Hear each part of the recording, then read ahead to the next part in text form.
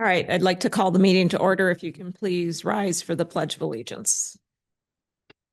Pledge allegiance to the flag of the United States of America and to the republic for which it stands, one nation, under God, indivisible, with liberty and justice for all.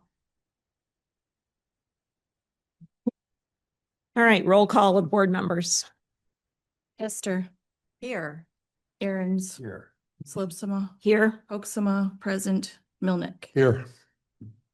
All right, set and adjust and then approve the meeting agenda. Does anybody have any adjustments? I have one. Okay, Add to item J, unfinished business. Number 2, discussion about joint meeting with Planning Commission.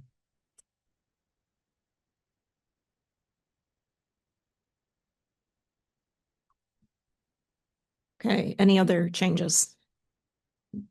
Tim? To move item M to immediately after board comments discussion to immediately after public comment. Which item, Tim? I didn't. Item M, board comments and discussion to be after the last public comment.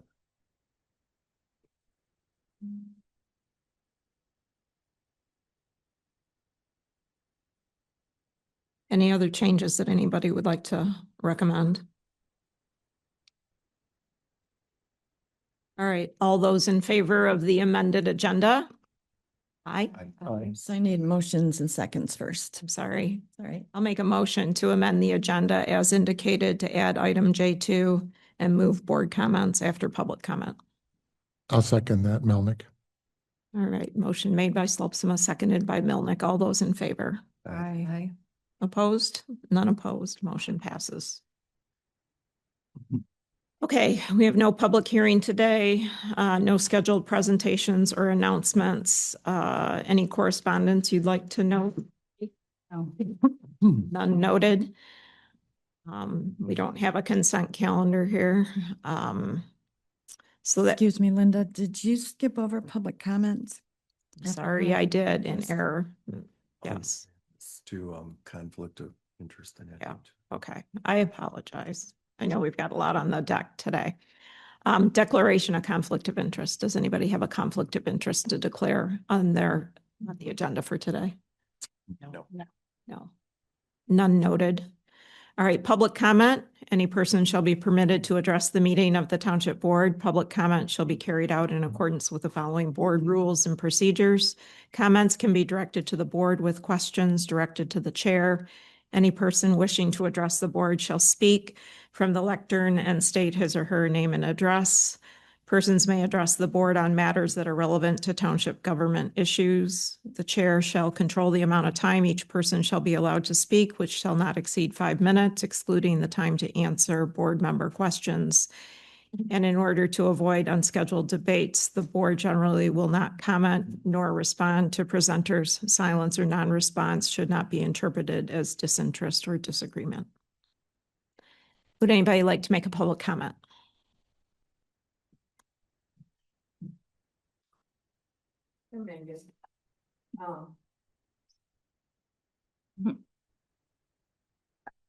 Primarily, I want to make a comment on one thing.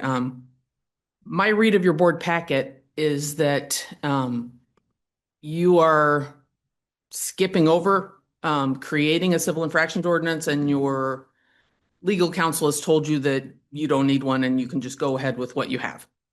And as such, you have proposed a zoning ordinance amendment to change our zoning ordinance from a misdemeanor to civil infractions enforcement. I just want to tell the board I do oppose this. That's no secret, based on the information that I provided, packets, other writings, other articles. But if you are going forward with this, I wanted to point out a couple of items. What you're proposing for the Planning Commission is $500 a day. Your little paragraph does not say starting when, stopping when. If I say, okay, I move the tractor and I call the ZA, does she have 2 weeks to come out and check and see if I move the tractor? Or does the bill keep running at $500 a day?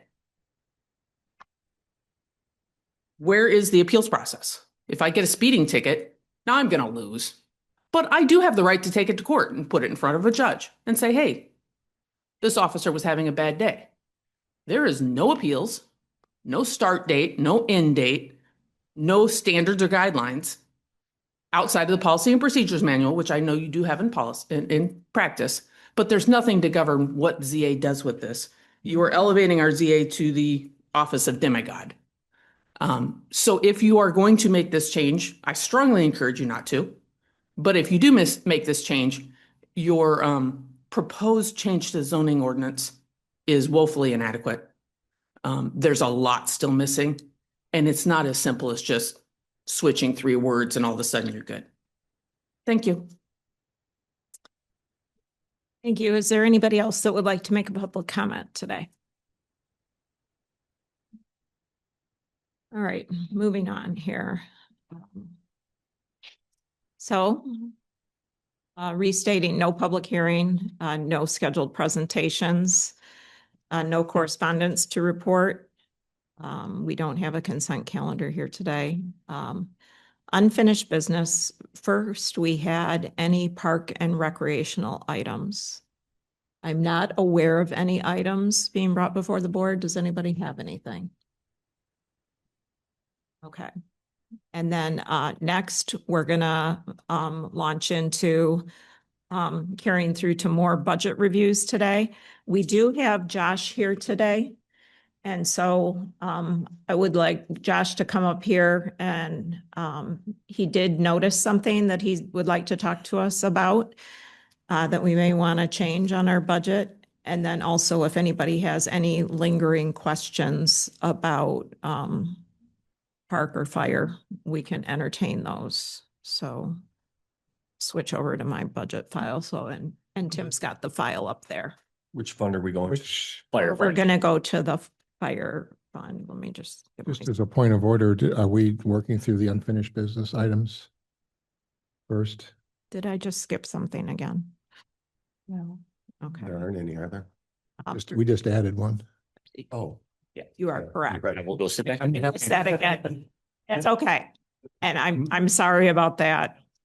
I I forgot that fast. forgot. Okay, so go ahead, Randy. You wanted to discuss scheduling a planning commission. Right. Well, in the past meetings, we've discussed the need for the joint planning commission meeting to discuss the survey with regard to short-term rentals as well as the capital improvements plan. At the last planning commission meeting, we discussed a number of potential dates, all of which are in April, which of course is coming up.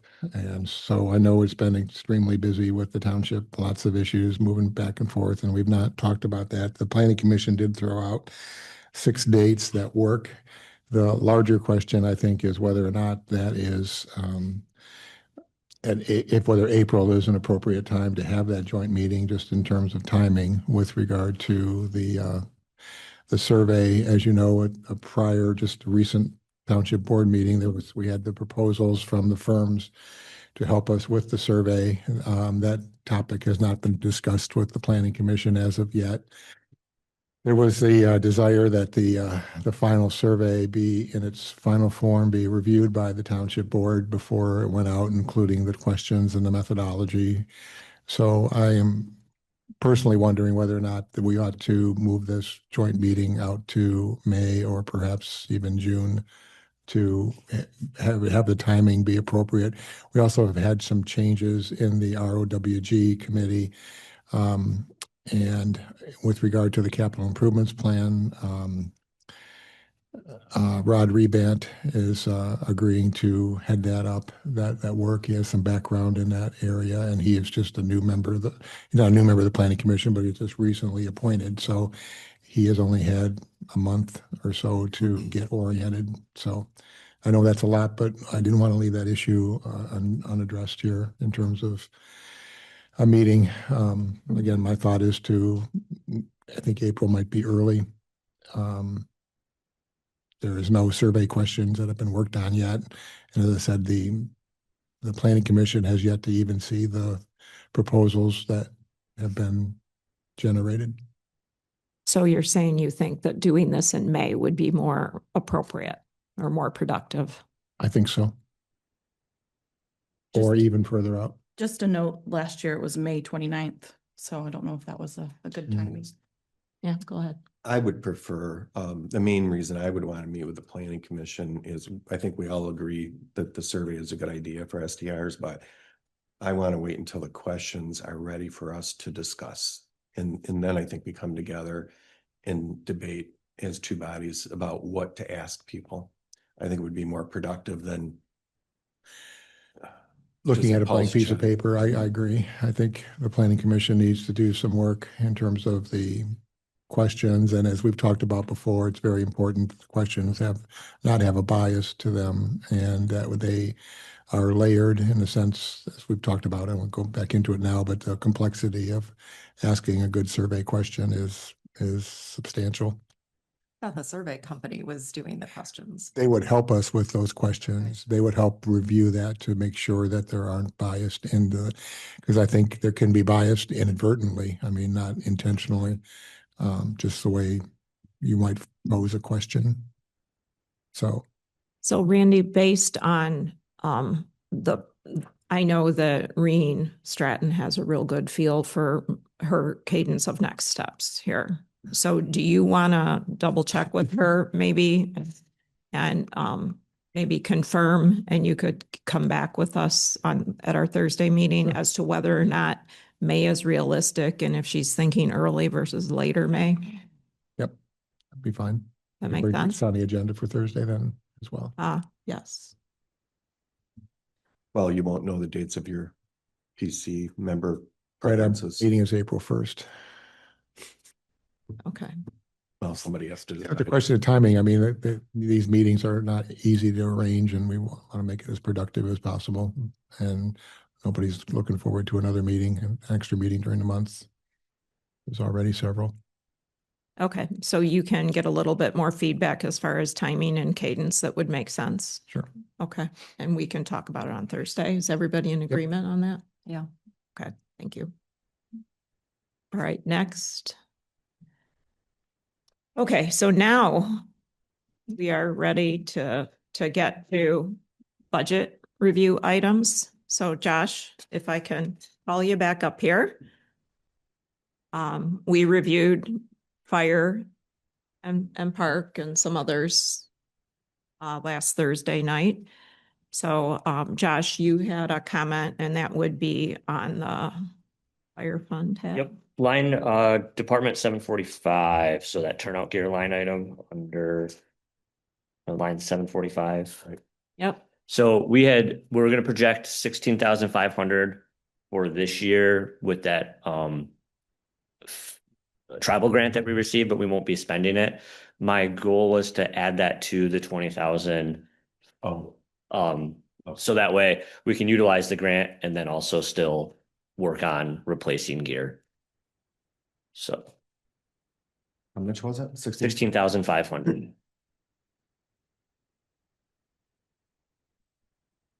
I don't know if we need to do from previous year. So wait a No, minute. You still have a. I still have the surplus.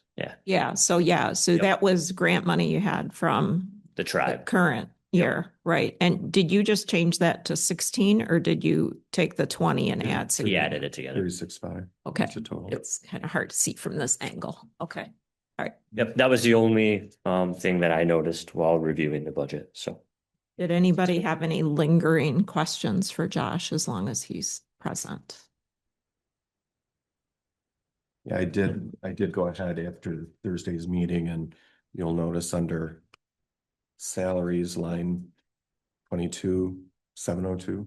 I don't know which number to give out you guys, but I moved that down to 77,800 and put the idea of a part-time, full-time firefighter / parks manager, the 60% share I put under part-time firefighter as we discussed. So that's 34,350. Okay. So, wait a minute, wouldn't that show up under wages? He wanted it under. part-time It could- firefighter. Oh, It never go mind. under It's either. a separate item. it's up to Wendy. Separate item, okay. I have a question. Yeah, no problem. So on sale of fixed assets, the fire's truck, you have $10,000 in it? Yeah, so our current engine, Green Lake has the exact sister to our truck. And they went to get it quoted to what a sale would be, and they're actually just donating theirs to the regional training center because the value of the truck is next to nothing. The truck is 20 years old. It's got a lot of rust under the frame. So I have two departments in the UP that are interested in our truck. Obviously they'll go on a bid site, but in talking to CSI and talking to other people around here, we're probably only going to get $10,000 $10,000 for it. Yeah. Just due to the age and the rust. I might buy it. Kind of fun to have. That'd be fun with it. Stick that in the yard. Parade truck. But yeah. Water my pastures with it. Lower my insurance rates. Other questions for, Do we want, since you want to address this part of the wage thing with him now? yeah, so that would allow him to be time efficient I and didn't- get on with his day. I didn't have time to go through all of the, So you'll see you've got a document that says Whitewater Township Fire Department at the top, wage structure, executive summary. This is something I asked Josh for yesterday as I was looking through the budget again, because we've got a new wage structure. So probably good, Tim, if we first just look at the graded wage scale. Because there you see, if you look at that file that's displayed, you've got just the firefighter there on line 31 at grade 7. So this is the new wage that Josh has talked to us about in prior meetings. And then you see the previous firefighter response time and an interim chief that have been lined out, and also the training time that have been lined out. So I think when Josh was here previously, he talked to us about this whole transition. And so he put together this detailed document, but really I think the meat and potatoes is on page 2 and 3, where he's clearly defining his employees, their years of service, and what their rate should be for the new budget year. So this is what we're agreeing to do for these more experienced people under item A. And then employees under item B, which are in what he had referred to previously as red circle employees. So people that are in like a transitional phase.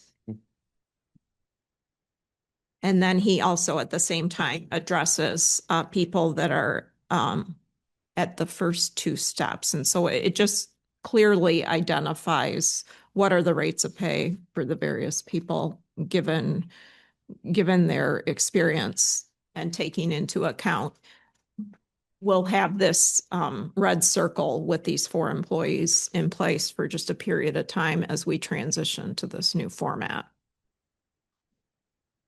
yeah, I like that you laid it out this way. That's helpful. So we have 3 employees that only really have to wait a year to get to step 4, and 1 employee that has to wait 2 years. Yeah. So that's not terrible. Nope. And they would actually, assuming we have, do a rate increase next budget year, they wouldn't just they wouldn't just go to 25. It would be It'd be whatever. is Yeah. effective. Yep. And I have a policy, my department policy is at the end of the packet too. And it doesn't, I didn't clearly define cost of living increases in it, but that's an easy adjustment that I'll put in there, the state that cost of living increases are included in the red circle. Yeah, as that's what I well. want to be clear on Yep. with payroll, is that I'm used to red circling a rate because somebody went over the maximum, so they actually stayed at that rate. Yeah. We're red circling their years of service. And to be transparent about this too, I have talked to these firefighters that are going to be red circled at this rate. They are actually they understand because we've always had a pay structure of 31.80 an hour for response, 26.50 an hour for training, and then if you work shifts, you made 27.50 an hour. It was just a lot of pay rates that was hard to track for payroll purposes. We have firefighters that are brand new that have no experience, no certifications, making 26.50 an hour when they come to training, or they're making 31.80 an hour when they come on a call with us. I have a firefighter who's been with the department for, 15 years, and he's making the same as the person who just started. So this is kind of why I did this. And talking to some of the newer members, stating that, starting April 1st, your pay is going to decrease, but at this time you'll increase. And all of them understood that it was fair. All of them understood that, they only have 1 or 2 years of experience, that the people that are more experienced should, in theory, be making money than them. Most of them are not doing this for the money anyways. So this is all peanuts. They don't. So there are a few that are dropping, and they understand that. And when I hired the new hires, they were all hired with this. That starting April 1st, there will be a new pay scale. So. And then for the 12-hour coverage shifts that people sign up to work, They get paid their hourly rate. it's just Here. so. So if you go on a call, you make your step. If you go to training, you make your step. If you work a shift, you make your step.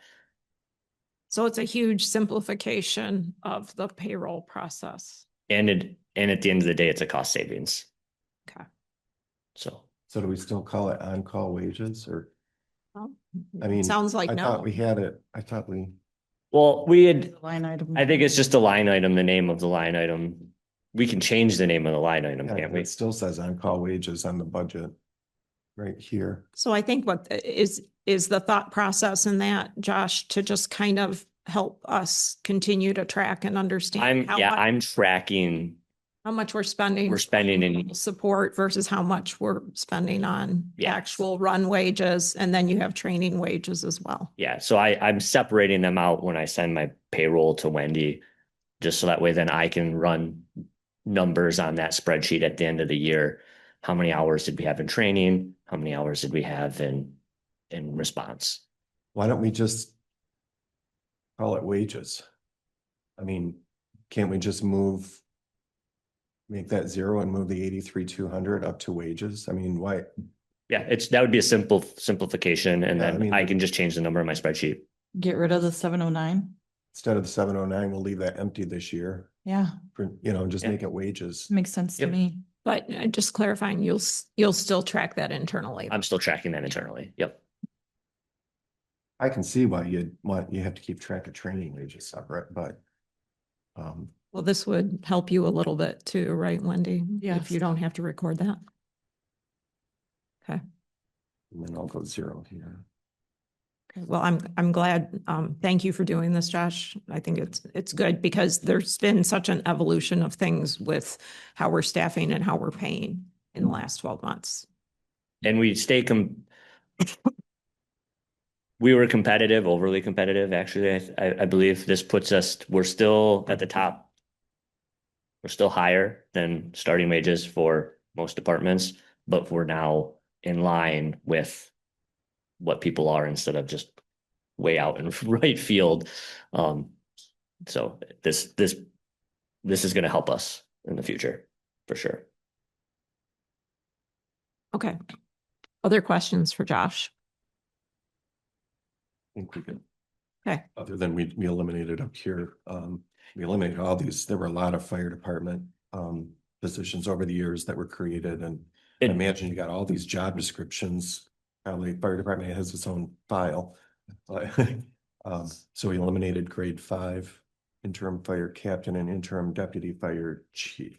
And the goal then would be on that merit-based increase that in the next budget cycle, I will ask for, like, my training officer or my lieutenants would get a percentage increase into like step, between that mid and that max based on responsibilities or duties that are given to them, just because they have more responsibility, or an assistant chief or something like that, they would then, maybe be moved into They that. would be in the merit They'd base. be in the merit based on a percentage, but I know that we just updated the PMP and there's some wording in it that I think we just have to talk about because it might not line up with what my thoughts were or my goals were. So yeah, so basically the graded wage scale is significantly simplified at this point too. So you're not calling out Yeah, because I'm assistant chief and all these. I'm other things. eliminating the stipend for the assistant chief or the lieutenant because we were paying a stipend and we were getting nothing in return. So 170 a month. Yeah. So this way, then I can then do a merit-based increase. And if the lieutenant or an assistant chief or a training officer contributes, they're going to get paid for when they contribute as Mhm. opposed to just getting a check every month. So, Okay. I mean, that's a significant change. So here we are on the salary schedule where the fire department is related. From Thursday's meeting, I removed firefighter / parks manager from the exempt employee to non-exempt. It's on the graded wage scale.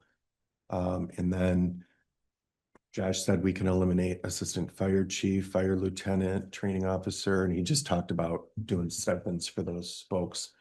And then fire, that's not applicable for the on-call wage thing.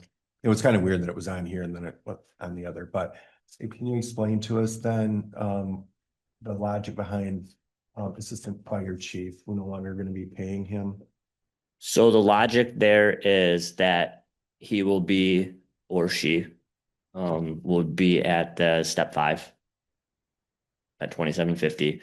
And then they would potentially get a 10% merit-based increase on that wage. And so that way, then if they come down to the station to do work or assist me, maybe they come and put in 4 hours doing paperwork, they would get compensated at a higher rate for that time, as opposed to just getting, $170 every 2 weeks. And there may not be any contribution being given. So this way, if they come to a call, they're compensated at a higher rate for assisting. If they come to the station and help, they're compensated at a higher rate instead of just getting, like I said, a stipend and maybe never showing up. So So is it the idea too that, it sounds to me like throughout the year, things are gonna maybe change. I don't know if you're giving merit increases on anniversary dates or if everything's April 1, if people are gonna get this label of this extra duty and then some additional wage, you're gonna have to come back to the board for those approvals, right? Or is that something that? so the PMP manual states April 1st for all, I believe it states April 1st for all merit-based increases. There cannot be increases done throughout the year. That's what I believe it states. I I could thought be. it was anniversary date. Or it was anniversary dates. It may have been anniversary dates. I know I looked at it like 2 weeks ago. The intent would then be, say I promote somebody up into a training officer role because they get a fire officer 1 certificate and their instructor certificate. I may, on their anniversary date, ask for a 1% increase on their step because they have completed this task. It's compensating them for the time and the work that they're going to be doing. So making it worth their while to go out and get the certifications and the benefits that provides the fire department. Okay, that's what it is. Right here, it's in the instructions. They go through steps 1 through 5, April 1, not based on their anniversary date. They advance in merit whenever you want to do it, Okay. subject to board approval. Okay. So then I would just bring it to the board. But I think it says not more than 6 months at a time. Yep. Yeah, you have to have worked for 6 months, right? Yep. Yeah. So. But we are in the process of like restructuring our command staff and roles in the department. So that we're probably 6 months out from me coming to the board again with any structure changes. Good. You won't see me for 6 months. So. Okay. Anything more for Josh? All right. Thank you for the additional explanation. And I see that Vicky Emerson has joined us. So before we jump into the general fund, any lingering questions for Vicky related to anything on the park, anything you thought of since our last meeting that you would like to talk about, concerns, questions? I don't think I did anything. I don't think I had to make any changes to park other than, I did, per instructed, under wages is now zero, or I mean, salaries is zero. And this, part-time park manager is under wages. Right, okay. So we had it originally, we had thought it would be a salary position, but then with the legal review, it came back as a hourly position, so that moved around. And one thing I just want to make sure I call to everybody's attention to make sure everybody's understanding, if you look at the very bottom of the spreadsheet on line 90, when you get to the net surplus deficit, you'll see just a dash mark there that where he's got his mouse there for the recommended. And that's because basically the revenue versus the planned expenses, including capital improvements, wash out to zero impact to the fund balance. And so the general fund is not providing subsidy to the park this coming year. That is the current plan. Last year, there was money that was given to the park to help cover the electrical upgrade of those two loops where we put all new electrical service there.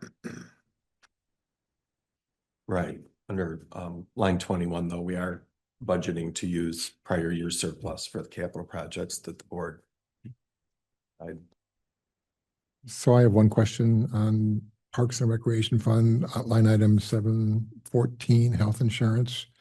Well, there's $2,000 in there for health insurance, is that? That would be, right now we have, I don't think it's ever been used. There's like this $5,000 allowance to full-time employees for health insurance stipend, I guess. It's under the policies where they can ask for a certain amount back from what they've had to pay for their own insurance. So this would be 20% of that to, I'm sorry, 40% would be in the park fund and 60% would be in the fire fund. If we hire somebody in that position and they want this reimbursement or whatever it might be. I don't know. If Oh, okay. I don't know if So- that's in a policy. Wendy. It is. that okay? It is, but it's not ultra well defined. It's just an amount of money. It doesn't say it goes into an HSA or anything like that. It's like a reimbursement. So you're saying the other 3,000 of that 5,000 is in the fire department? Okay. Any But other? it's not been used in Nobody, typically. does anybody know about it? I'm wondering. I doubt anybody There's only a knows couple about it. people that could use it. There's only two. You have to keep in mind that we have not had great success with retaining a park manager. So that's part of the reason why it hasn't been used. Is that just for is that available just for full-time people or what? Okay. Full-time. So you can see here the other, the health insurance right here in the fire fund, 3,000. Okay. Okay. Is everybody, is there anything more? I think we covered You want to finish wages first this. before, Yeah, let's finish wages and then Sorry. we'll move on to all the general fund. what do you want to do first? Oh, you're just in order, I think, graded wage scale, Okay. fine. So we talked about all the fire stuff. So can I just give an overview of what occurred this year? With all these positions being eliminated from the graded wage scale, I had to go through and change the grading system, the level of all of the different positions. I did eliminate grade 1. I can't even see us hiring somebody for the wage that was in this graded wage scale. I think it's obsolete. And we haven't had either a clerical worker or a general laborer. So my thought is, why don't we just eliminate these from the graded wage scale? I just can't see it being filled. And if we do at some point decide to hire some other kind of a position, we can always amend the graded wage scale and decide what is the appropriate pay range by doing a survey or whatever the job is. So that kind of moves the Historical Society Director to the grade 1 with that elimination. The biggest change is, to me, you'll see a significant increase. I'm proposing, we're proposing for the deputy positions. And the reason for that, I remember a meeting a couple of years ago where a deputy made a comment to the board that they didn't really think that the graded wage scale was fair, that it was created after the deputies at the time had already been hired. And based on what they were currently making, put them like in a grade 3. And then everybody else kind of fell into higher grades, and they felt that there was unfairness. Well, I didn't forget about that. And our most recent hire was at $22 an hour to start. And, you know, so we're already hiring people in the merit-based area. So I just think that it's not appropriate that it be a grade 3. And these positions for deputies are professional positions. We look for people that have experience in either the clerk's office or the treasurer's office. And so we're hiring higher, educated people in the specific areas that we're looking at. So I think that the deputies deserve to be in a grade 5. It doesn't change other than, it actually puts, I think the deputy treasurer would fall into the years of service area instead of merit. And so anyway, that's something that we can talk about. And then as we talked about, I eliminated the grade 5. That makes the park ranger a grade 3. And I did think it was appropriate that the deputies be a higher grade than the park rangers, my opinion. And also to be higher than the election person or ground workers. So that one I didn't really change other than the number. And then the lead ranger would be a 6. And then the firefighter is a 7. We discussed that. And then the highest grade would be this part-time firefighter / parks manager. So that's my thought. I did, you'll notice that for election worker, anybody trying to follow this is probably going to get dizzy. I don't have a COLA, cost of living increase on that. When I talked to Wendy, well, she can explain why. I put except for election employees. Do you want to explain that? So the whole east side of Grand Traverse County has an agreement that we keep in the same amount of pay rates just because we don't want poaching between each other. And then we also come together, for early voting, and everybody gets paid basically the same thing. So we kind of have to stay within the scale that we have right now. Okay. Yeah. I think it's a good idea. So I just made that as an exception in the rules that we have.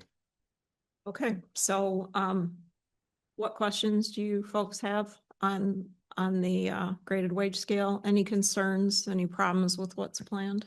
I said more of a question on the Historical Society Director. I noticed we don't have anything, we have no money budgeted for the Historical Society, and It's in the general. We'll get to it.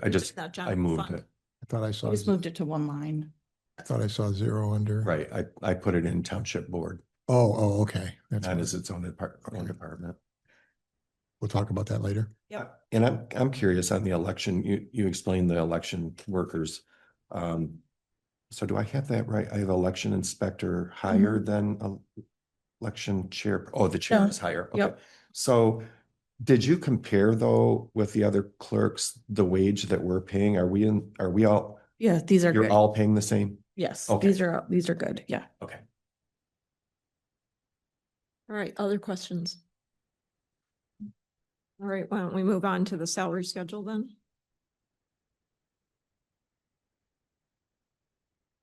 Okay, changes of note. Board of Review. Move that up to $25 an hour, Yeah, this or is, 75, whichever is higher. yeah, this is due to the state mandated required 2 6-hour sessions in the month of March for the Board of Review. That's the major time when they get together for that long period. All the other meetings are 1 hour. So this gets it so that they are being paid a reasonable amount of time for. It's a lot of time for them to put in. So it's only the amount of an hour if it's over a certain amount. Yes. So it probably should state that. Well, A it's, meeting over, well, it says 75 per meeting. Or- So anything over 3 hours, they're gonna get $25 an hour. over 3 hours. Yeah, So you want that added to Yeah. the If note. it said over 3 hours, then $25 an hour additional. 75 per hour would be on to it, 25. Oops.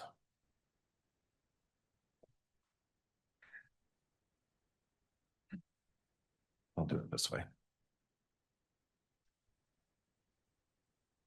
Beyond 3 hours, an additional $25 an hour.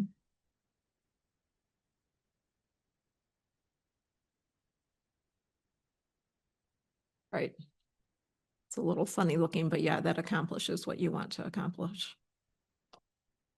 Also, I'd like to point out the special meetings for the recording secretary. They all need to be 150. Well, before we get there, on the assessor, to kind of go along with the board of review, we did check with Dawn. She's never been paid this $25 an hour. She is being paid it every month.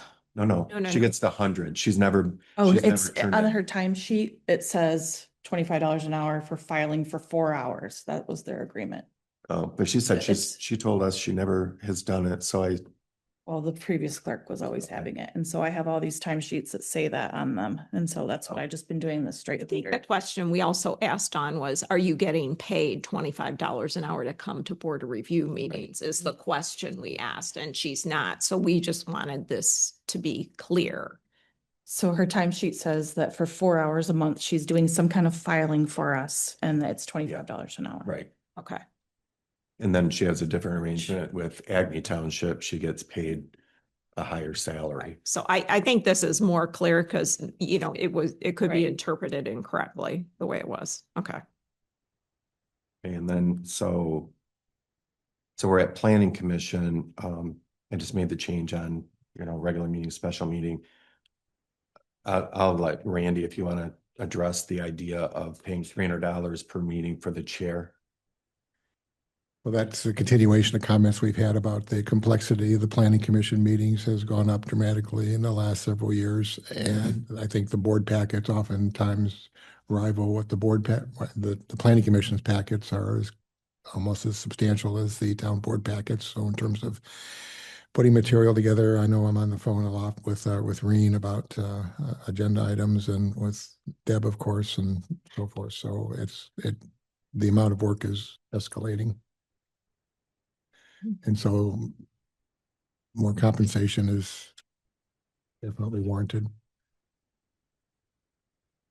Okay.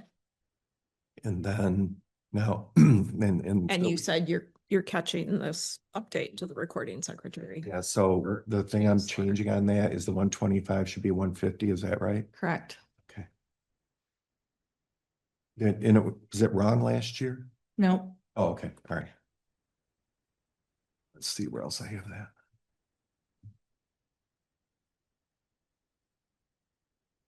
I'm not gonna make it red because I'm gonna take all the red away when we agree anyway and do a complete final to send to Wendy.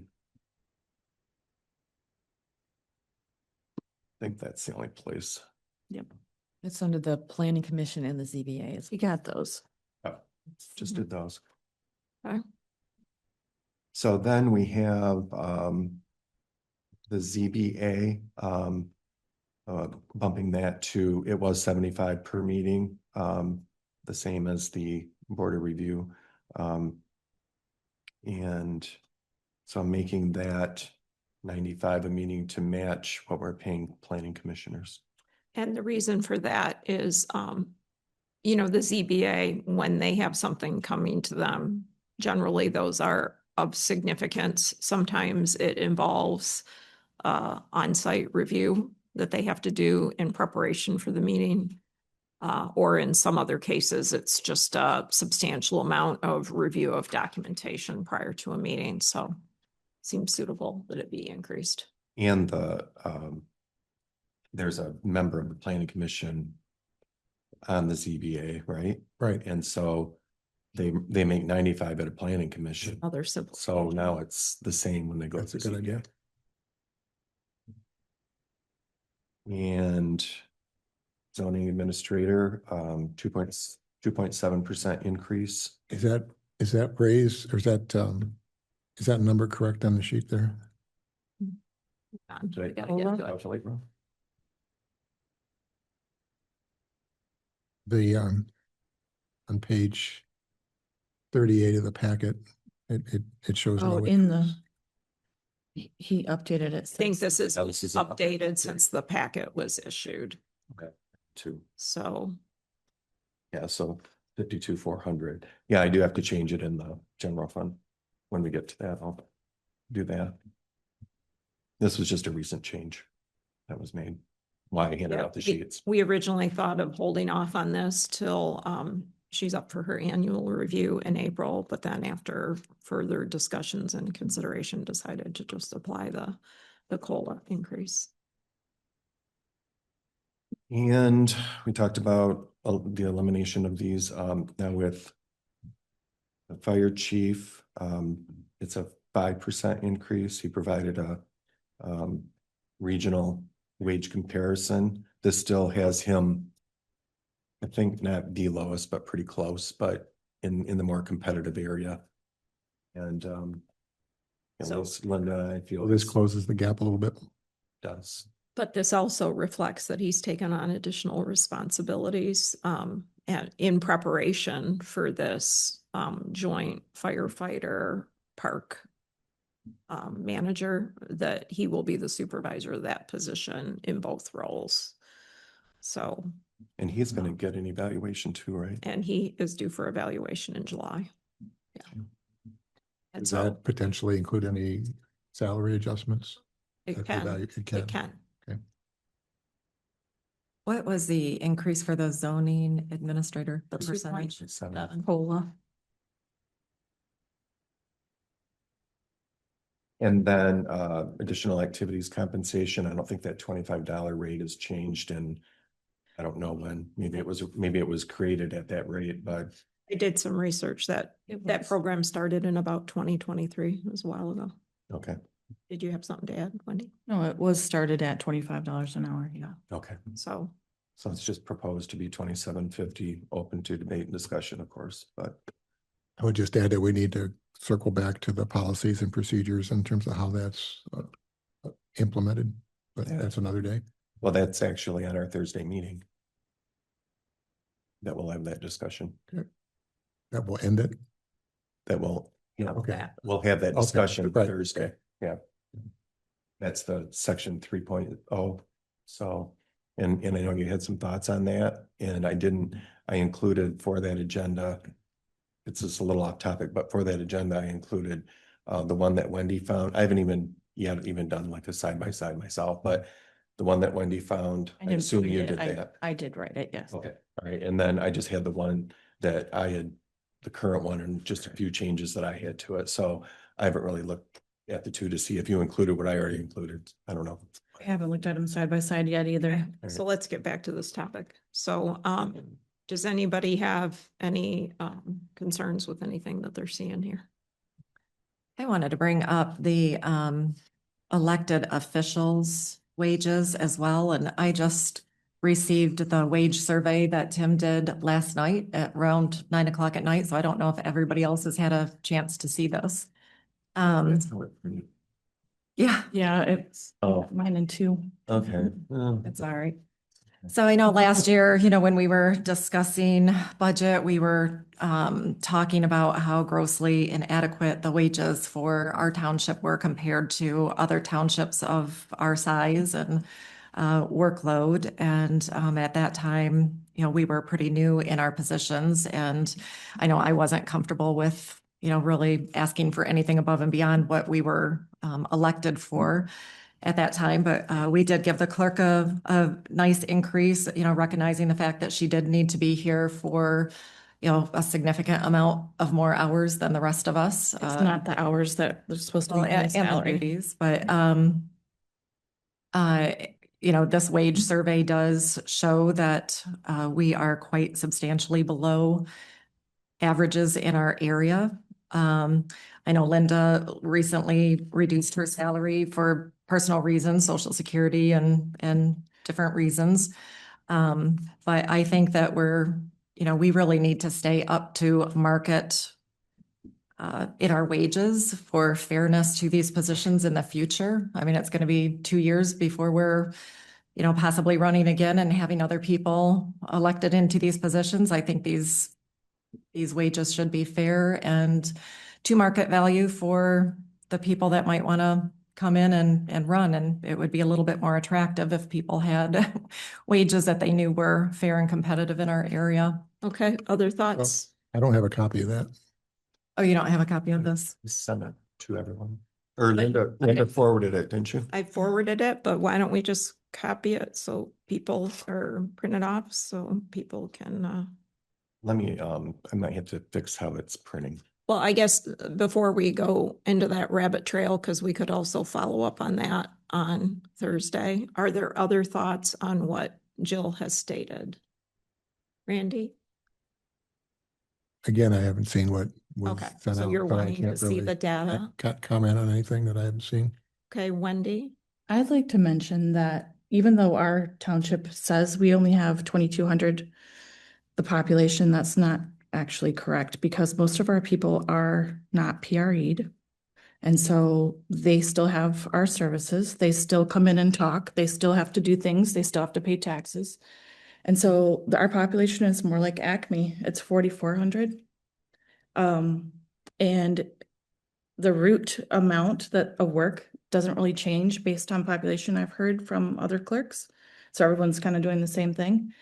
I am fine with keeping my salary as it is. I do not think it's still fair, but I am aware of how much the township has been paying for certain things lately, and I think that the elected officials could probably just take a freeze for a year and stay where they are.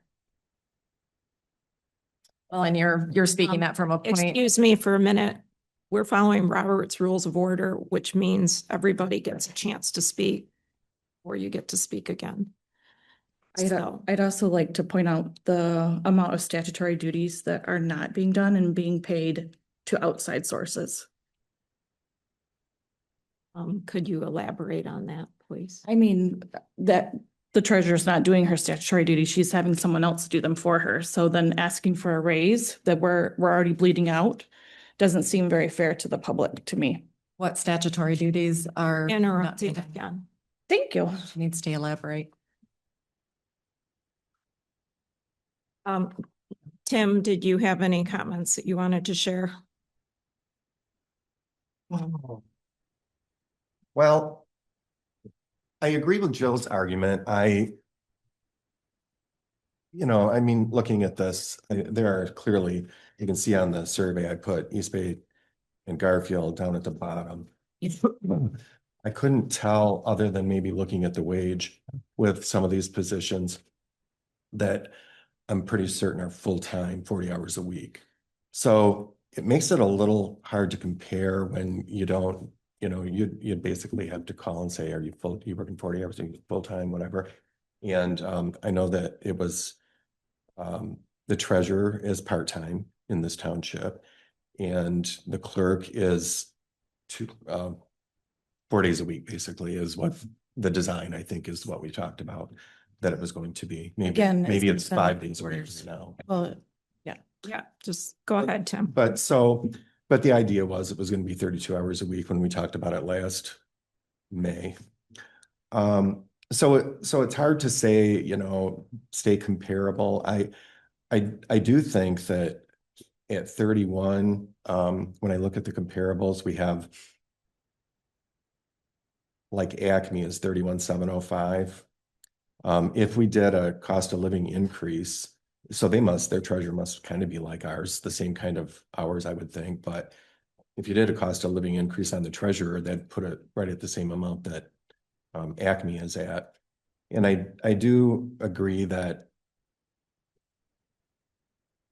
you should, the wages that these positions are being paid are not, I don't think are going to be very attractive to people that might want to serve and run for office. And by not keeping up to market, I think to me, it can be perceived as a way to keep people from running against you, quite frankly. And I wouldn't want that.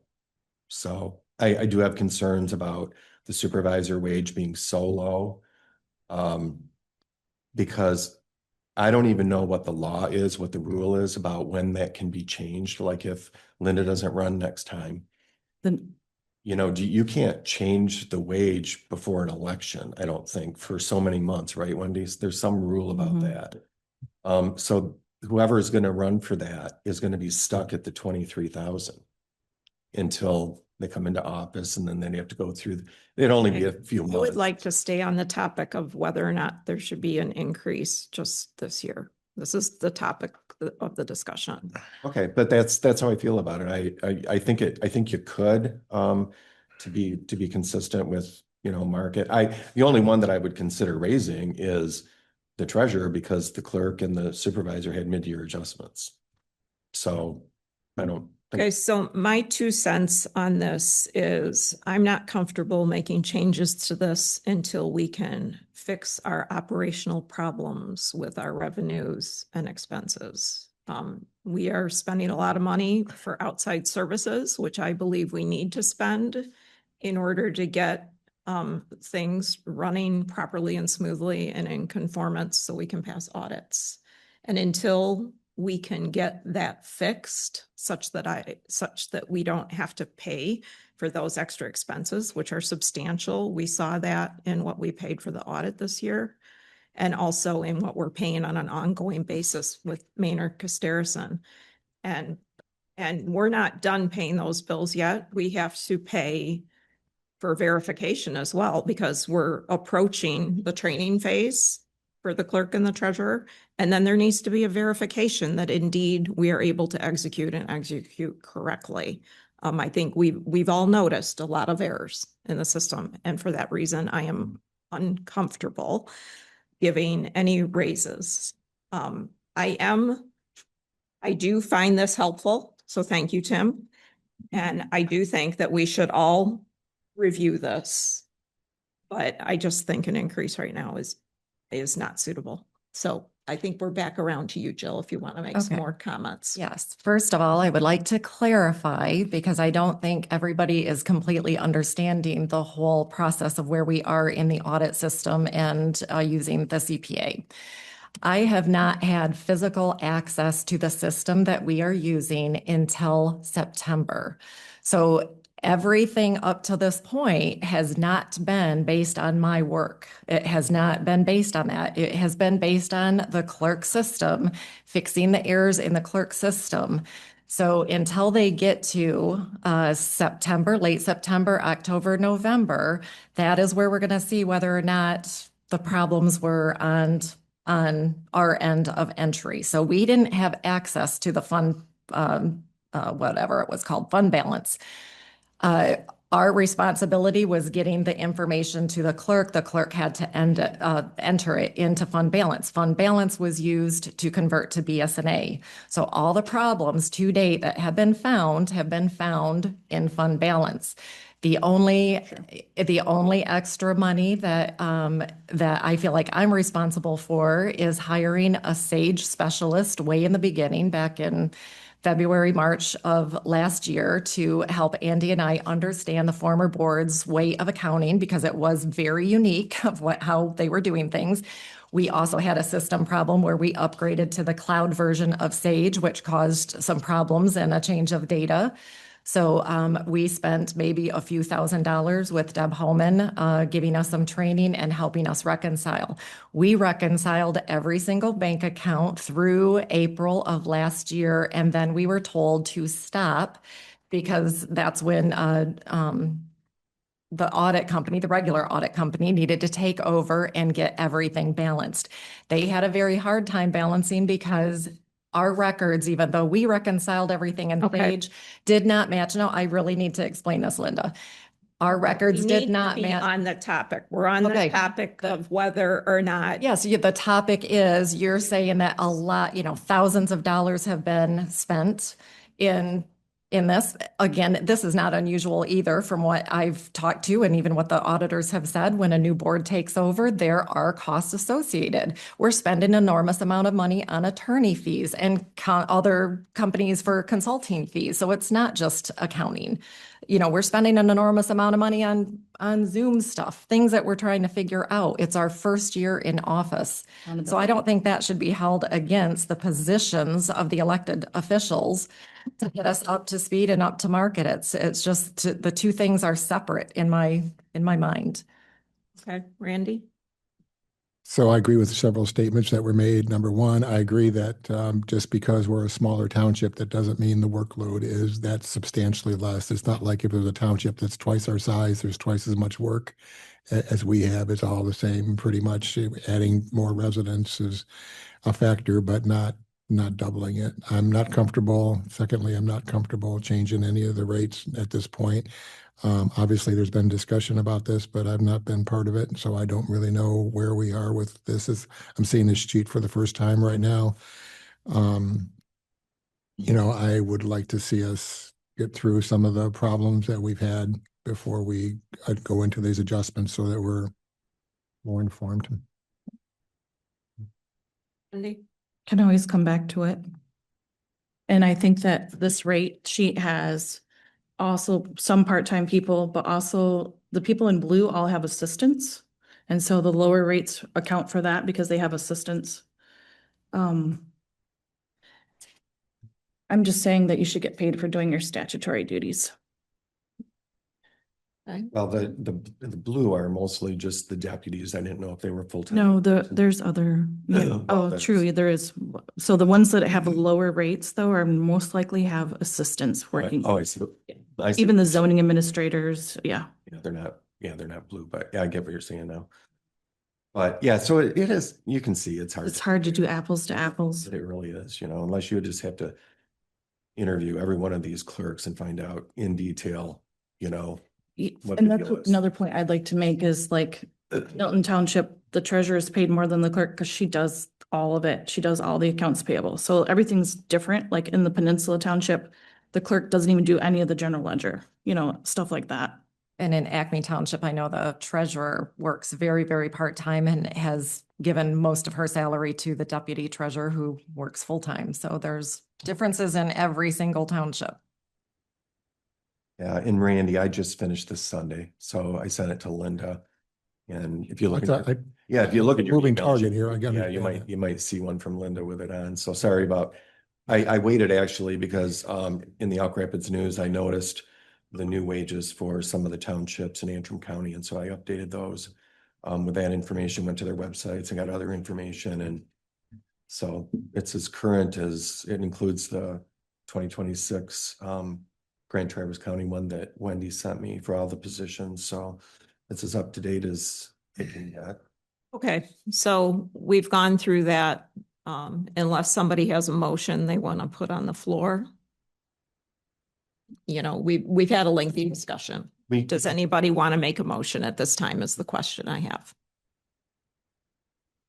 I would like to make a motion to make the wages more compatible and accurate with current market values for at least the treasurer's position. The supervisor has voluntarily took a pay cut and Okay, so wait a minute. It's already A done. motion has to be stated as to what you actually want to change it to. So I don't know if you're prepared to do that now or if you want to consider doing that at our next meeting.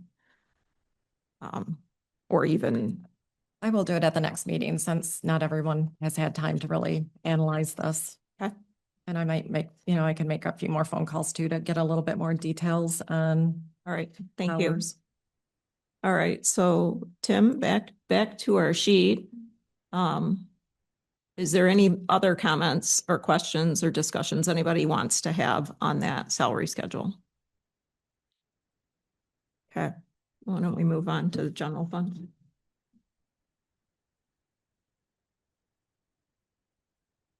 Okay, and as you've seen in the Excel sheets, we're in version 10. Last year we had 11 versions. We'll have that again this year.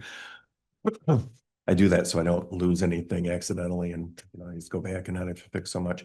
But I do have a summary that Linda asked me to put together last year. This is not easy to put together, by the way. Every time you make a change or add a line to a department, it changes. Anyway, what's good about this budget summary is Linda basically wanted to know what does it cost to run the government? So we have the general fund. This is taking out transfers, this is taking out capital items and contingencies and that kind of stuff. And when you put a budget together, are we doing okay? Are we going to lose money, gain money?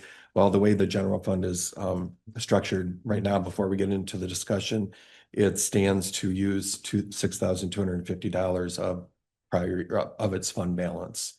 So operating at a loss of $6,250. Historically, though, we budget conservatively and we typically don't spend all of our budget. So, and you can see with the park fund, operationally, should make 60,000.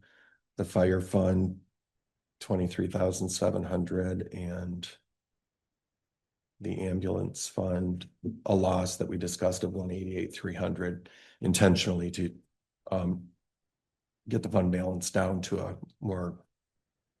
better level.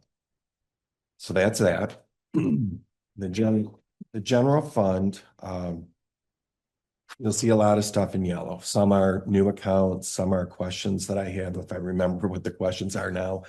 And some of them, like in Township Board, under the amended budget, that I just wanted to identify the board already approved all these amendments that are in yellow for the Township Board.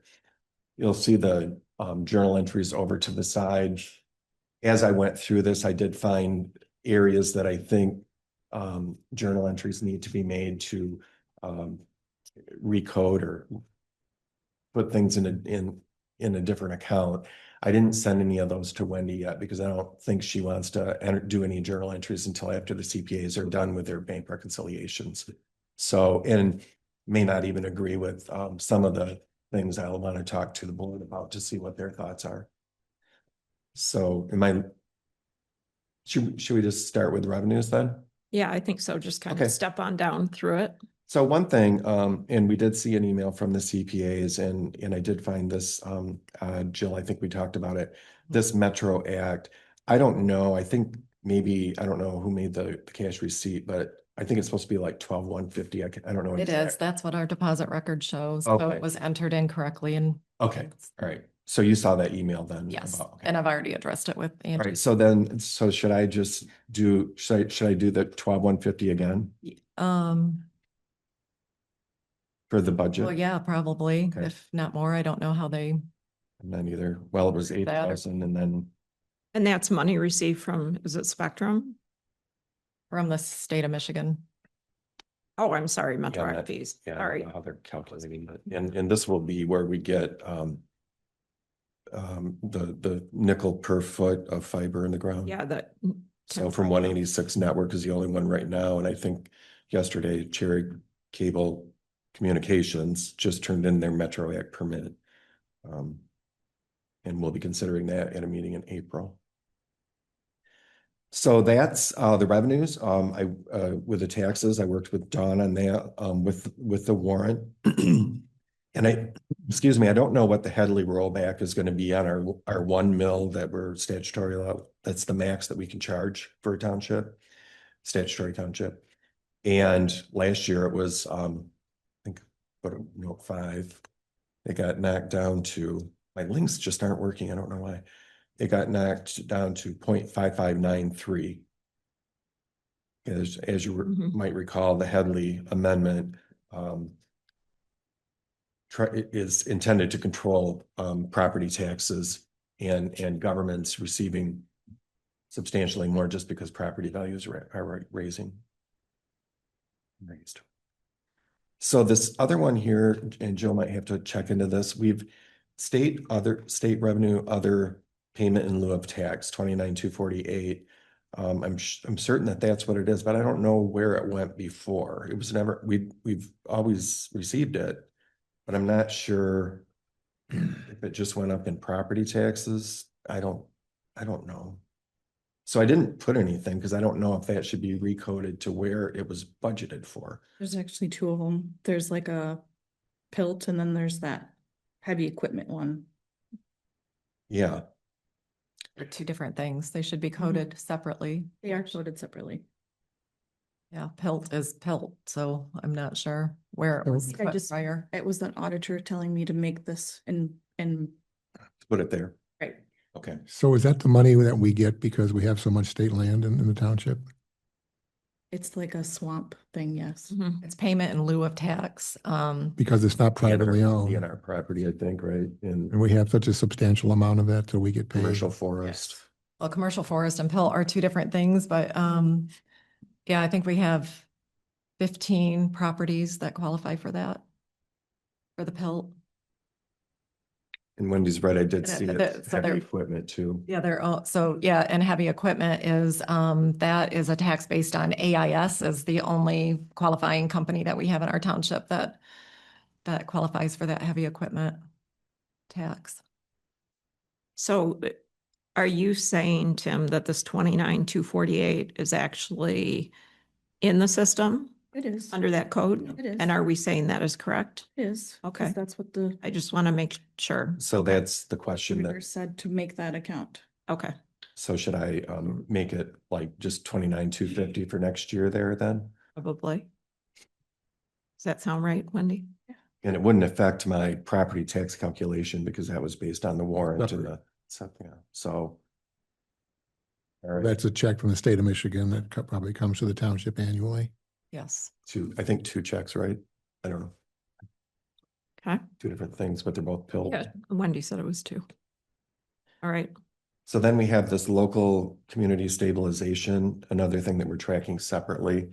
And Jill and Andy and I have really struggled with the state's website on figuring this thing out, but I don't know if we just get one payment a year, but I think that that's where 6,100 is where we're supposed to end up there.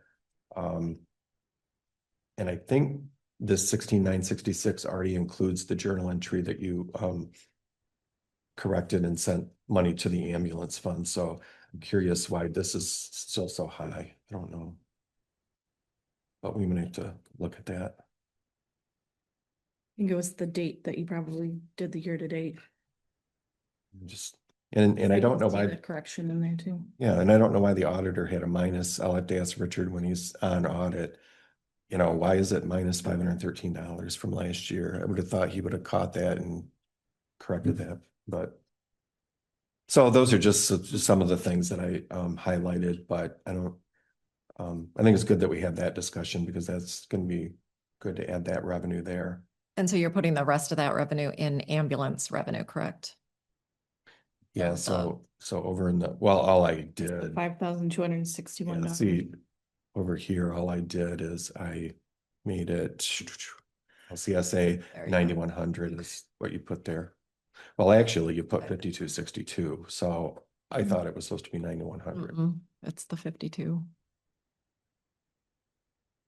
So then I'm gonna have to fix No, it's that. just like an incorrect cash receipt accident. Okay, correct? I'm It gonna was all put under revenue originally. second, let me do this real quick.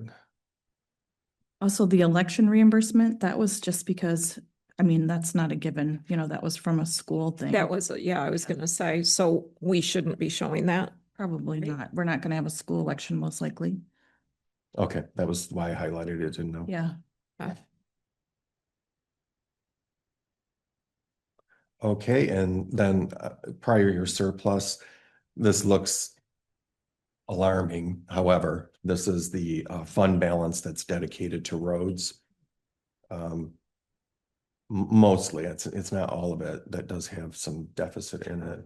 I think it's 200. Let me see. I'm gonna go down here real quick and see. So currently. Yeah, so 400,250 is for the Cook and Skigamaw road improvements. So that shows, I'm gonna have to adjust it because we did add some revenue here, but so it shows about $40,000 use of fund balance right now. And this, down here, Wendy, I wanted to point out, so still on the budget, the budget is still not correct in the system, in many areas. And there was an attempt to fix the budget after the conversion. Right. And I did see in this one was an attempt to correct, to add prior year surplus. The current budget has zero in the adopted Mhm. budget. But what you did though, is you took the 42,000 out of transfers from other funds. And so that needs to be looked at, because that's not, I think when we're gonna be dealing with the auditor or the auditors real soon here, and I'm gonna, suggest that we talk to Richard and say he's gonna have to look at the Excel spreadsheet of what we as a board adopted and what Yeah. we amended, because he can't just pull in these numbers from BSNA because they're not correct. And I'd like to make the comment that I don't make these things up. I just do what I'm told. So I'm not making them up. You're referring to direction from the auditors. From Tim, from the auditor, yeah, from CPA. Well, show me a journal entry that showed you to take 42,000 out of transfers from other funds and put it in prior year surplus. I mean, I think it's good too that we always, when there's journal entries made, that we're keeping an actual paper document or in a file. But there has to be an audit. BSNA has the list. You can just make the list in BSNA and look at it. Well, and but there has to be an audit trail, because I did find some entries where Every single thing that's done in BSNA. it's really hard to finish a conversation when I'm just trying to make a comment. Good. I found other areas where, as an example, the audit fee, when we get to it, was coded to Township Hall and Grounds Facility Repair and Maintenance or something Right. like I've that. had new deputies. Yes. This isn't going to be Yeah, and I'm still trying to finish my sentence. I feel a little attacked right now. So All right, that's you why I'm guys, saying. let's just kind of turn the temperature down and just, Tim, is there just I mean, I think your point is some things are in the wrong bucket. Right? Well, and I don't know where they went. So they did fix the $9,900. And I saw Amanda made the journal entry. But when you look at the journal entry, it doesn't Point show where it fingers. went. So, I don't know if that's even in this year-to-date amount at this point.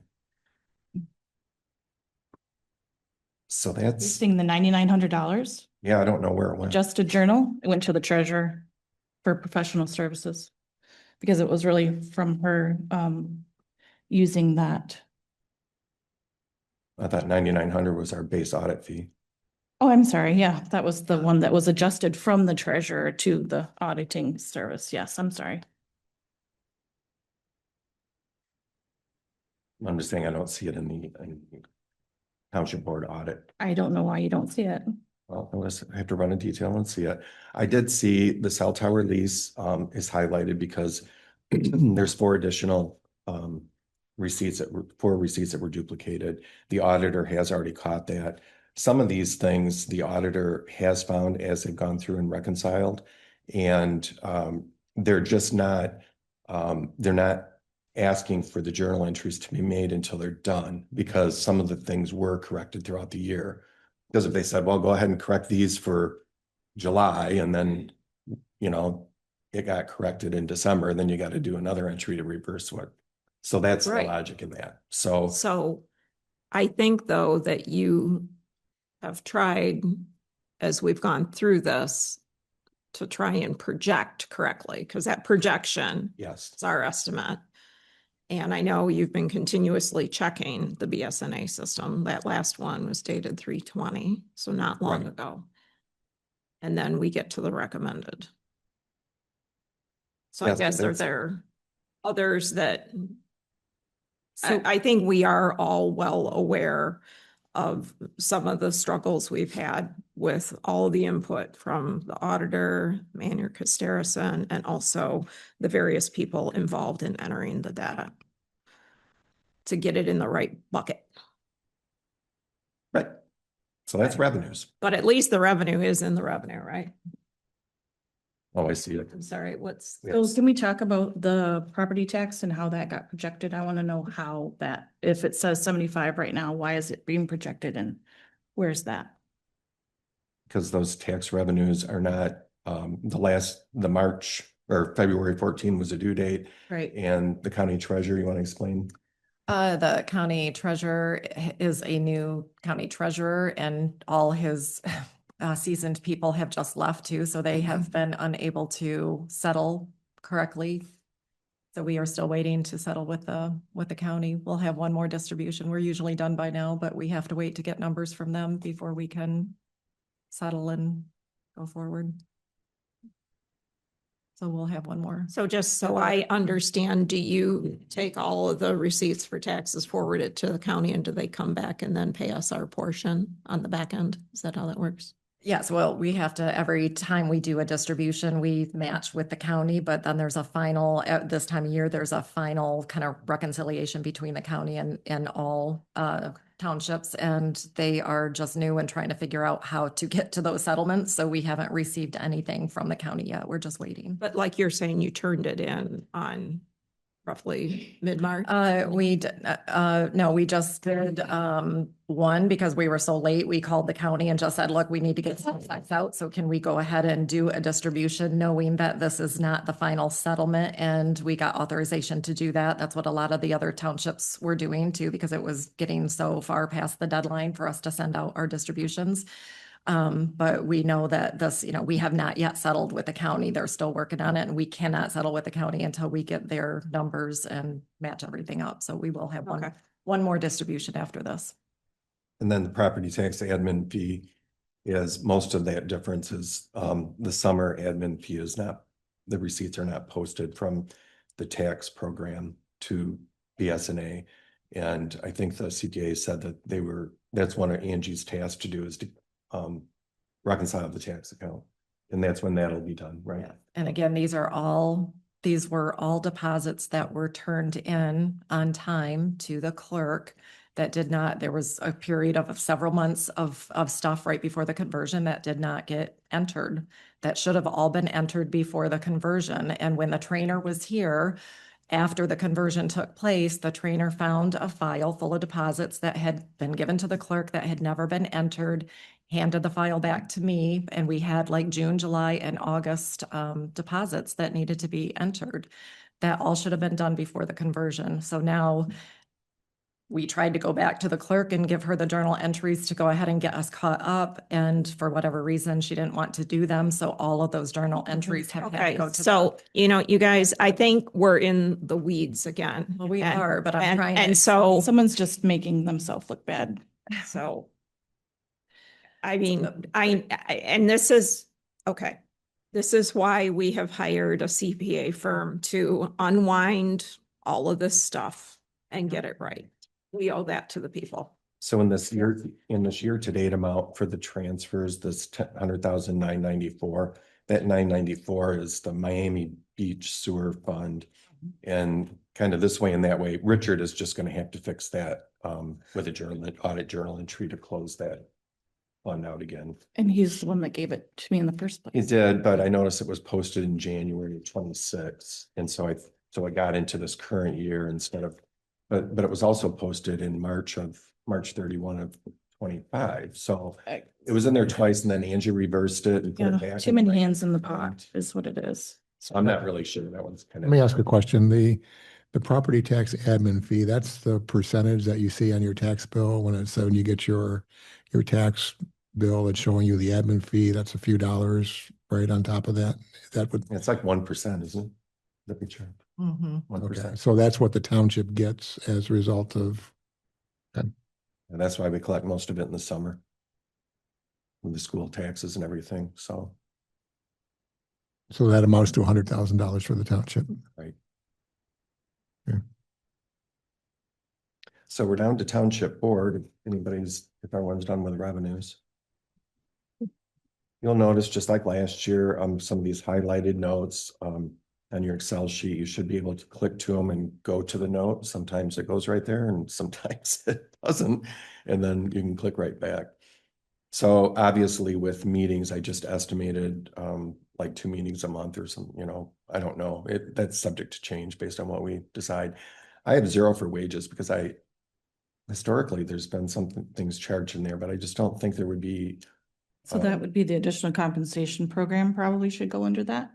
And so then if you're changing it to 27.50 an hour, that should probably be, But if Randy's doing additional compensation, that would get charged to the planning commission, right? For the most part, but not all. Not For all. example, work on the newsletter, Okay, would be, or there have been some other issues that had to do with other topics that Okay. weren't limited to planning commission.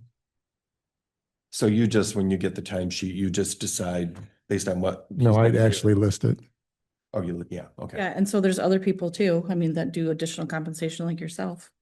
Well, I don't get paid under additional compensation, but, so what do you think? 1,500?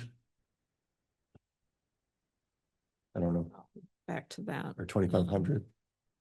I mean, if you're putting up to 27.50, I mean, that could be 3,500. I guess we have What was it? 3,150 so projected for this year. Okay. Yeah. What all does that So- include? That's 3,200 some. Fine. That would include additional compensation for Randy's time, whatever extra I things. I don't think he would spend 3,200 on doing a newsletter though. No, he does other things. There were other things. There's lots. Randy's not sloughing off. Activity.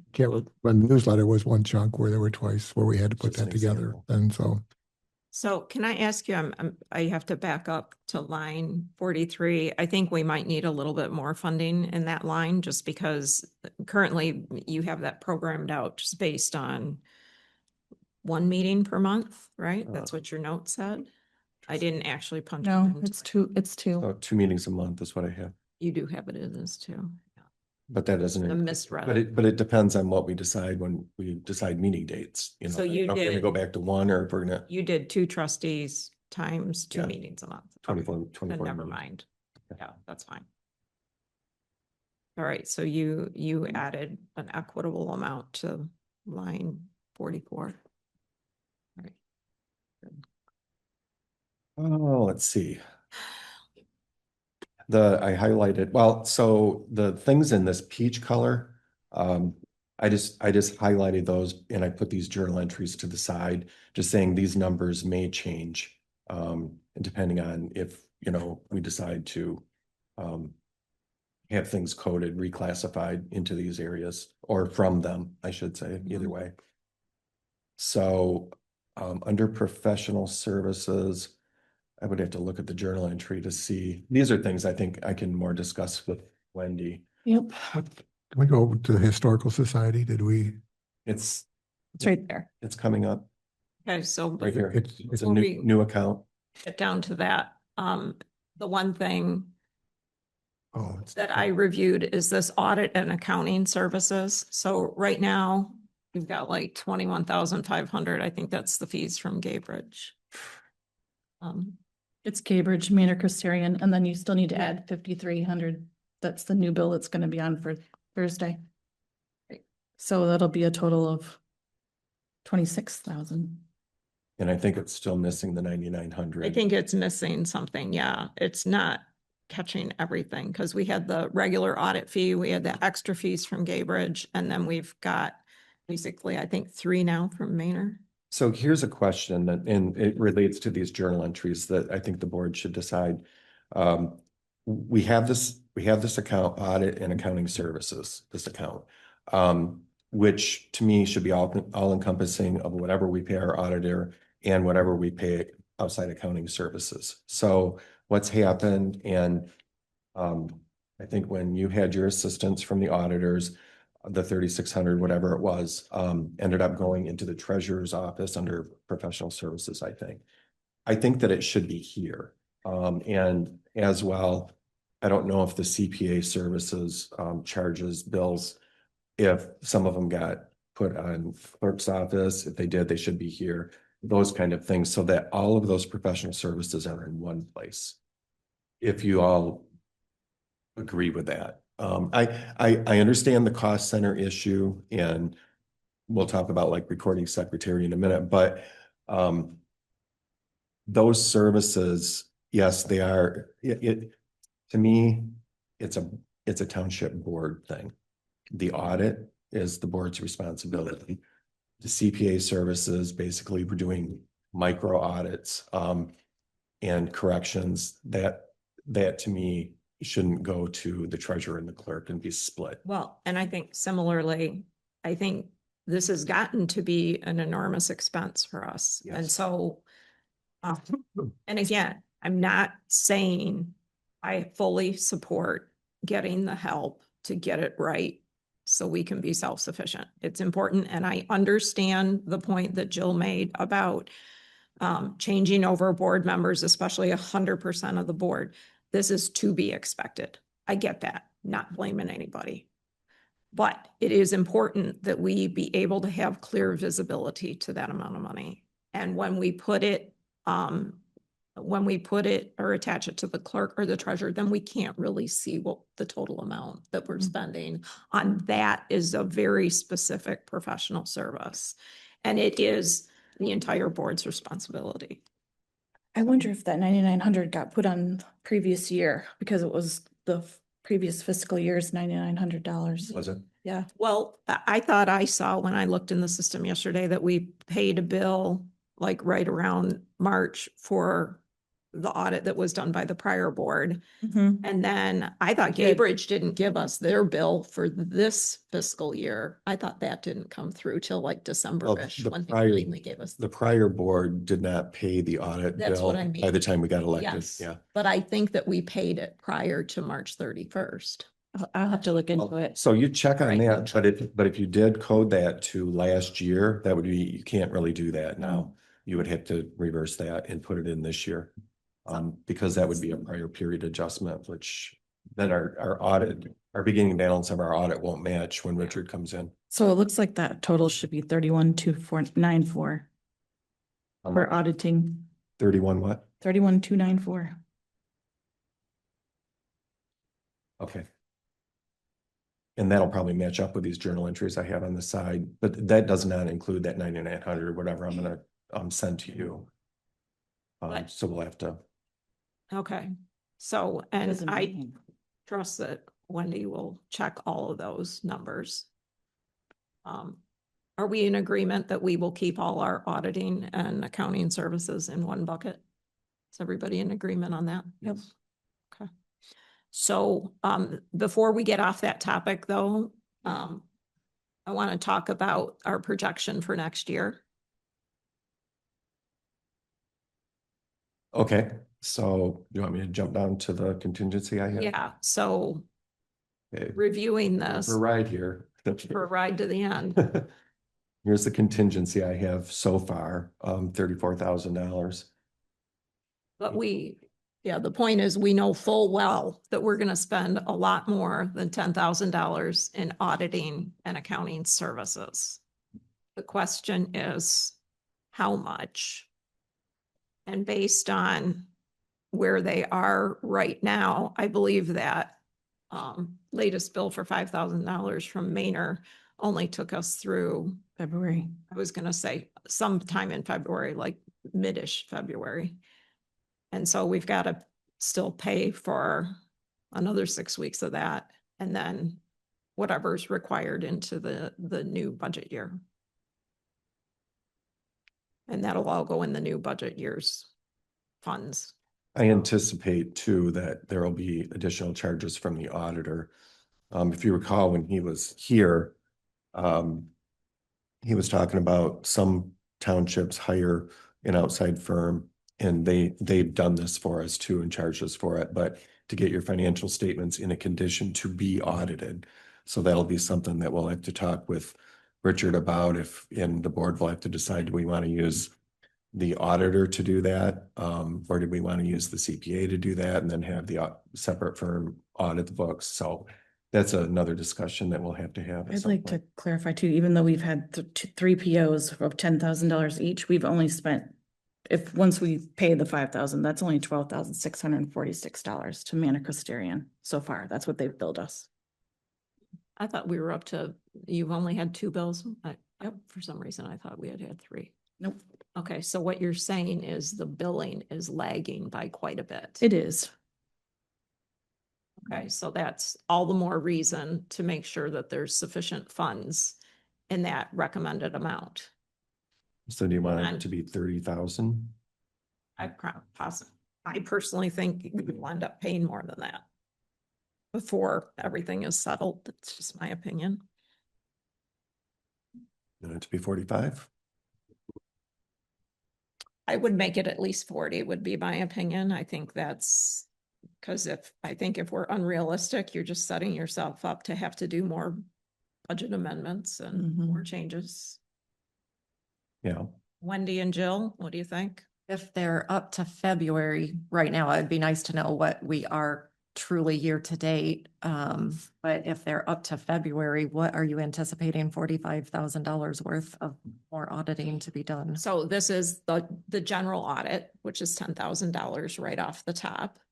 And then I think we have lagging fees coming in from Maynard Casterison.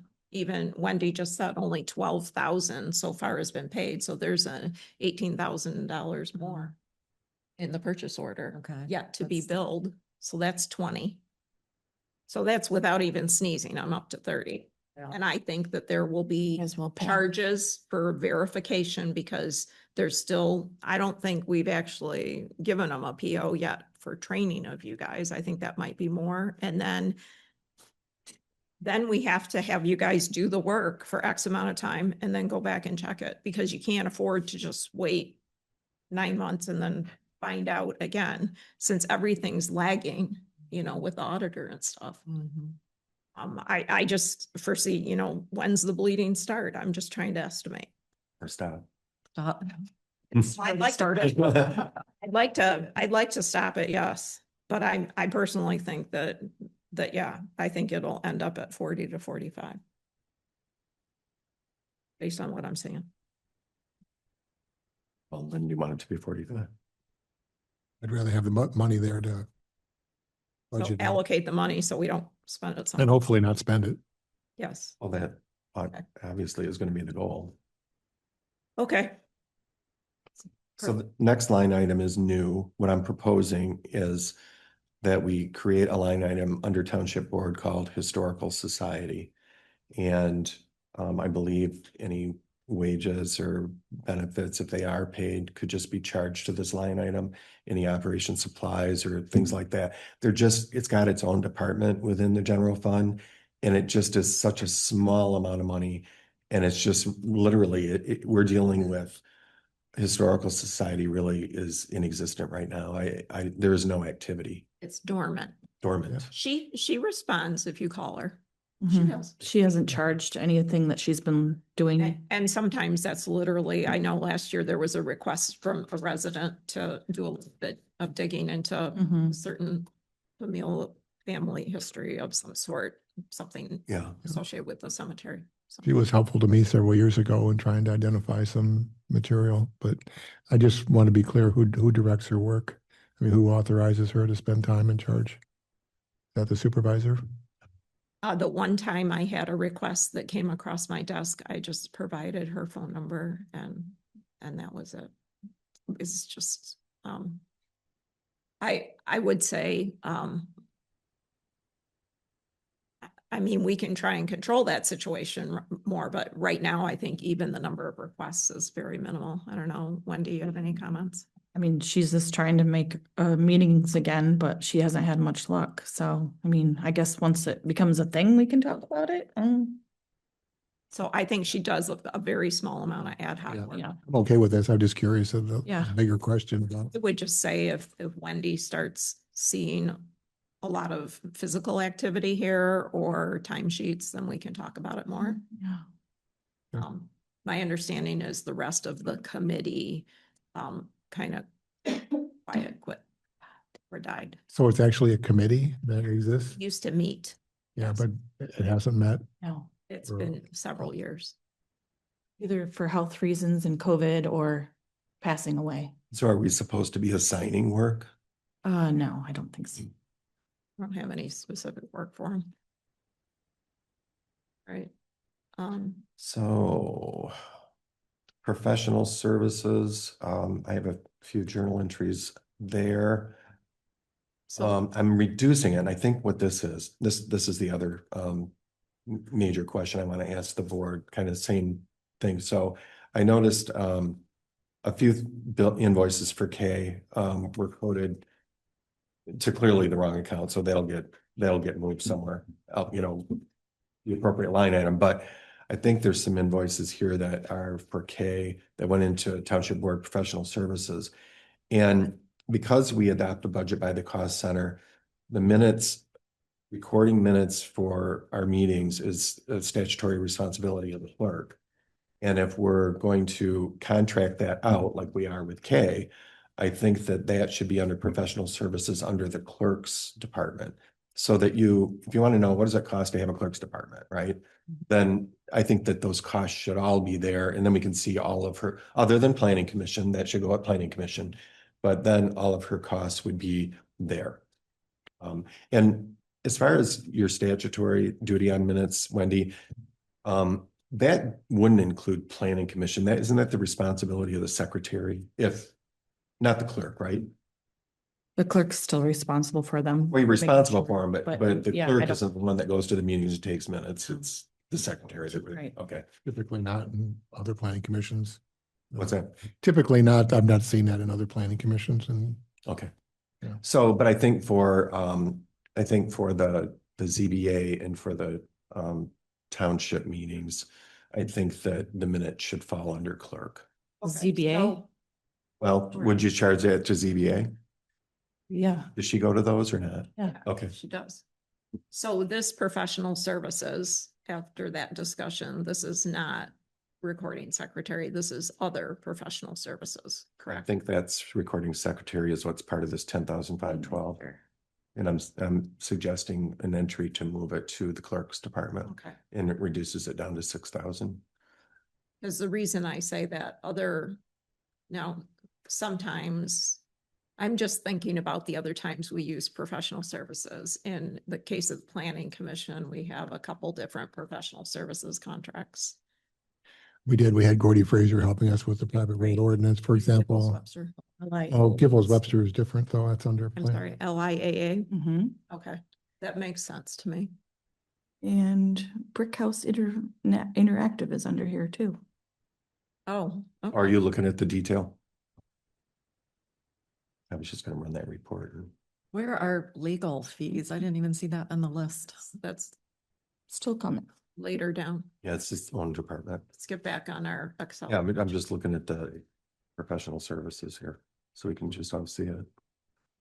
There are quite a few. You can see there's an invoice for K, Brick House, Grand Traverse County, 2,243, I think is that ArcGIS stuff.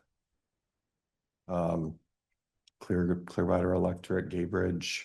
See, and that's an example of an entry. I'd move that up to Township Board. That's an audit fee or auditor work. And social explorations probably should go That under. was actually, Gaybridge was actually for e-filing the 1099, so I thought that should be to the township board. Yeah, right. Clearwater Electric should not be on that. So you can see some of the things were changed already, coded or corrected. So the Marshall Bruce Law Firm Mhm. went in here originally and then it was removed. And the only thing, and this is where, I'm gonna just have to, this is where it's hard to find out. If you look at the journal entry, I see the 3,302.50 to whatever that got reversed, but I don't know, it doesn't have another side to the entry, so I don't know where it went. Legal. But you can't tell by looking at it. It's like You click it. Okay, you guys, again, Oh, this is yeah. like something you can do outside the meeting. Yeah. So let's get back to our Excel spreadsheet. So software support.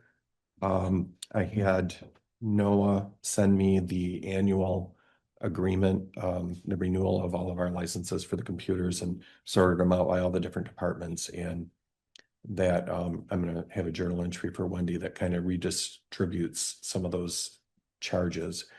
One belonged to the fire, one belonged to the park, and they went into the general fund, so that has to be fixed. And then I just thought we should separate them by department. This is probably waiting for Angie, honestly, because she told me not to go between funds right now. Yeah, I haven't even given it to you yet. So that's this JV 16 here. So all of Oh. Noah's things are going to software support, correct? No, not necessarily. Well, that was a new line item that was created and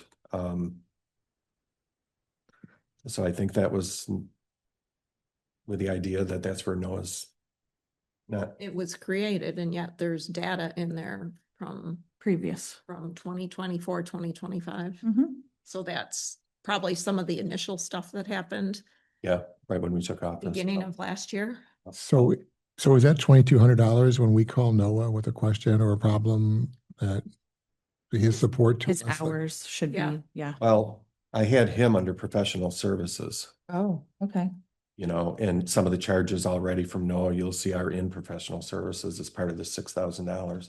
So, So that's what we're trying to clarify. Where should Noah's? The software service be? support is the software, is The the Microsoft and the. Adobe and the Yeah. Microsoft license. That's license. licensing, okay, Licenses, okay, yeah.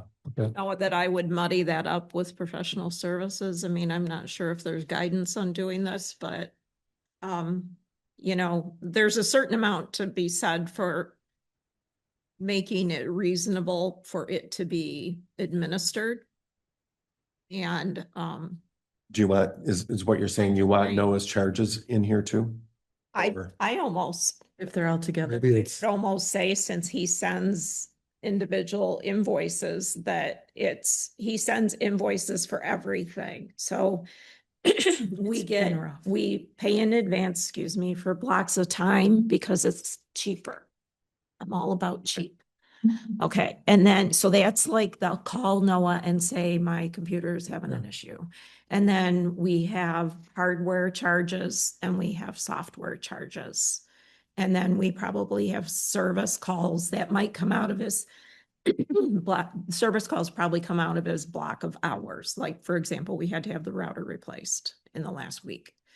And so I personally think it's all kind of computer related. I'm fine with using the word software. I'm not sure it makes sense. I don't think any of our hardware meets the criteria for tracking as a asset, correct? Because even brand new laptops are right around $1,500. So I don't think that hits the threshold.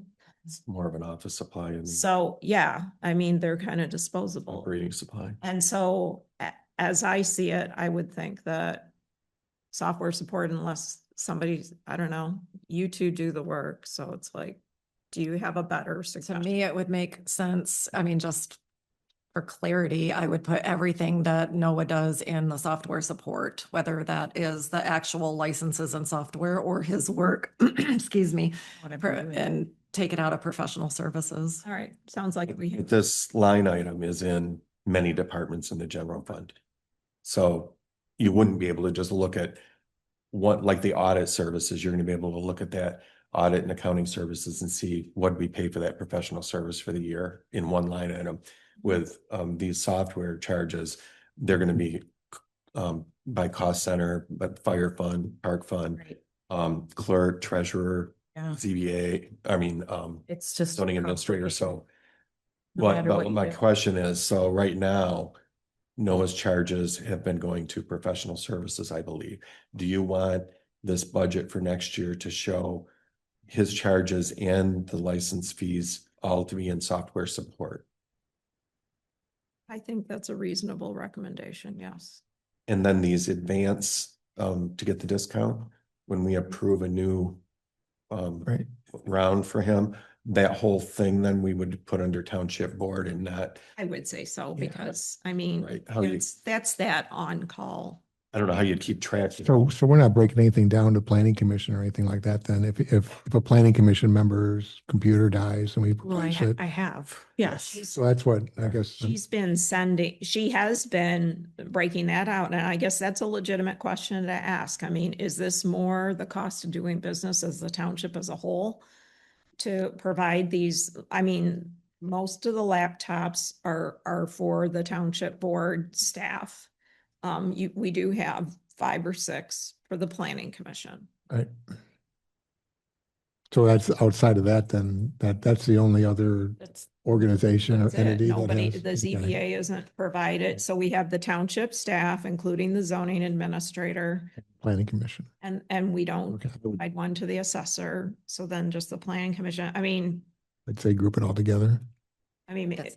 I agree with grouping it all together. I think it's kind of silly to departmentalize when somebody needs Microsoft 365 or whatever. I mean, that's just making a lot of extra work for Wendy. I mean, why don't we just put it all in Okay, under township? well, good. I mean, nobody knows when they're going to need a new laptop. It's not anything you can budget for in your relative department. Okay, so the only thing is we might need a little bit of help. Of course, you could run a report on just what bills you've gotten from NOAA in the last 12 months, right? To Oh, estimate yeah, I what the can- total We can look at, yeah, between you yeah. and, We'll just group it all together. we can even and ask him. Planning Commission. What about the fire department? That's all separate. Yes. Has to be. In the park. But so you don't, Right, so you're, the park and the fire department have to be broken out, but the rest of it can be in township. okay, board. so we won't do this journal 16 then. All of the charges for the annual license fees went to township grounds or Holland grounds right now. So that can just be recoded. The full amount, 7,900 can be recoded to township board. And then that takes care of that. Okay, And I'll just work with Wendy on getting the correct recommended amount. Let me give this a different. Because I just don't know on the fly what to put there right now.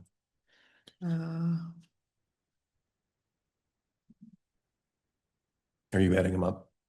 I think there was like a 6905 and a 389, 7294 maybe. I don't know if that's the whole thing. We'll look into it. Fix that one before Thursday. okay. What's next on the list? I see yellow on the finance charge and late fees, and it's just, Um, or why we're even tracking something that's $150. it's just, it's a thing. It's the, Those were budget amendments to make up for that. Those are from the Visa, most likely. When they're being sent, they're not always, they're timely, or they're not always sent with the, or being sent together in one envelope and then they don't get them. So I've tried to talk to Kathy at Alden about this too, and the previous board was actually paying that in person to prevent this. So that might be something. Did they refuse to credit us for that?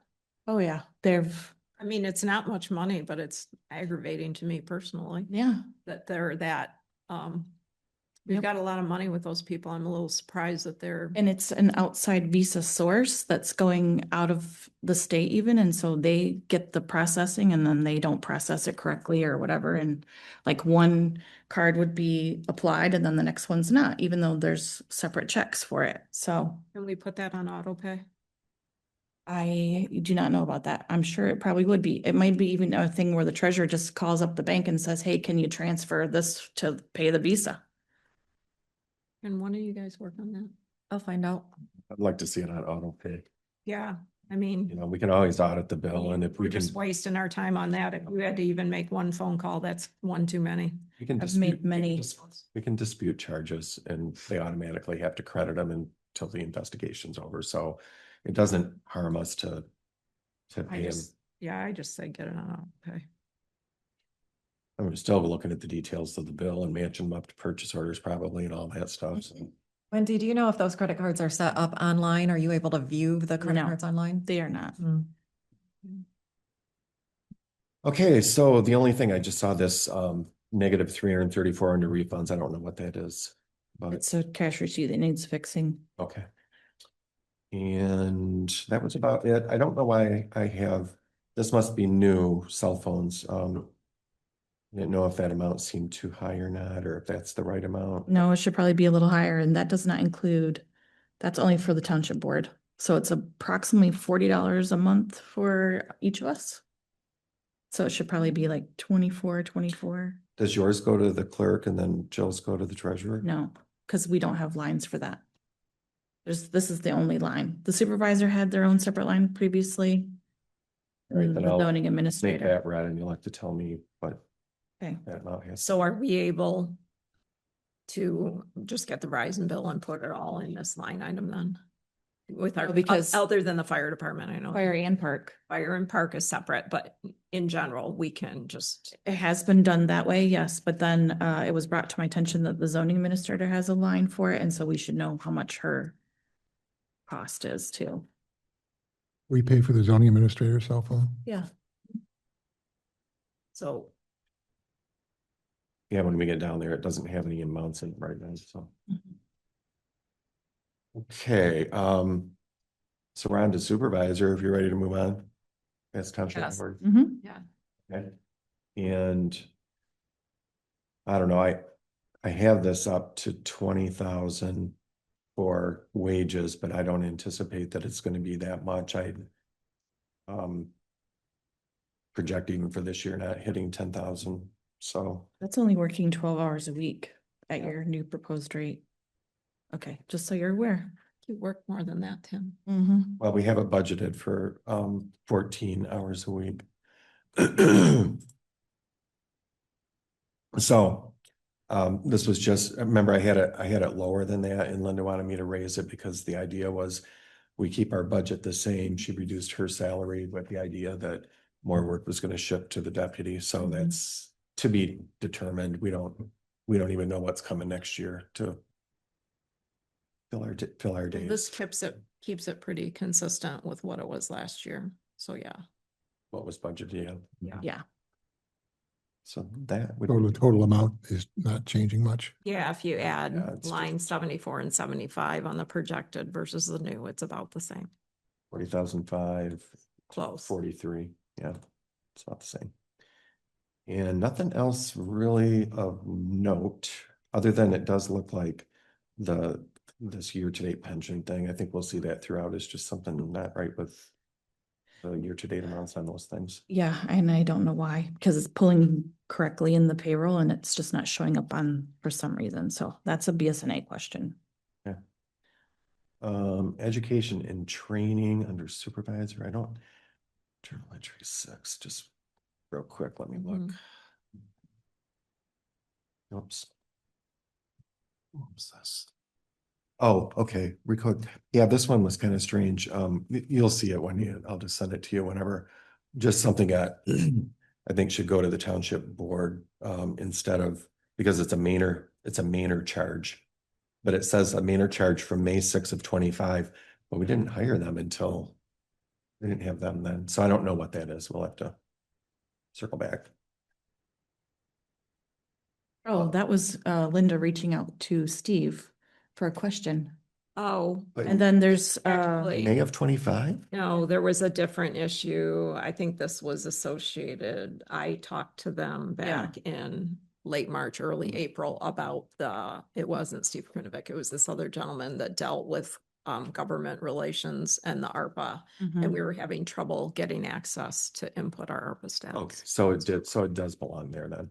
And there's like a 41150. It's probably like books or whatever. No, okay. All right, so then that one's fine. Yeah. Okay. I mean, that Mainer one could go under professional services for the board too. I mean, it was a True. whatever. I mean, I don't want you to have to make another correction to anything. I mean, it's not. That's already on my list of journal entries, so I'll just leave it there. Is that fine? I don't think it's even I- worth the time. Well, it's just one entry, I mean, so. it doesn't create an over budget situation. Okay, so then we get down to elections. Couple things of note here. I need to find out from Wendy what dollar amount maybe you think should be going here. I didn't get that input, so I just used what we had last year. And it's still conservatively high. I think it's okay. I did notice, and you've got to contact BSNA. Medicare is being charged to elections department for every employee in fire, park, whatever, and Right. so there's going to have to be a reconciliation to determine. So in election workers, the first $2,300 of their pay is not Medicare or taxed. like It's that. exempt. Yes, it's exempt. So that's why those are lower than normal. Yeah, no, that's okay. I'm talking Yeah. about this year-to-date amount of 1,128. All current employees, all of our Medicare is being charged to the elections department. How could it be that number that be that? Yeah, that how- low? That's what's happening. Just check it out. Run a payroll register for your last payroll. If for the fire department, I noticed when I go in and I updated wages and salaries in FICA, Yes. the only change in Medicare was all of it is going to here. Okay. And it started happening like in October. So I don't know. That's weird. Well, we get to hear the tin cans banging outside. Okay, so, back to wages, is this 15,000 enough for you, Wendy? Probably. Because There is, this past year, it's looking like our estimate is we're gonna be at 10,350. well, that was only one It election. was only one. Yeah, and so now next election series will be two. There's gonna be one in August and November. Right, Um, that's why I'm wondering why this number isn't 20. it probably should be. Okay, 21. Yeah. go ahead, 21. Okay, I'll have to correct these two here. Because even that school one, I would think it wasn't as highly attended potentially. Well, and the next ones have early voting as well. And plus you would just have, Yeah. do we get a portion of the charge then for the early voting if we participate? Like, Yes. Get a fraction of that? Mm-hmm. So is 21 gonna be enough? Yeah, it'll be fine. All right.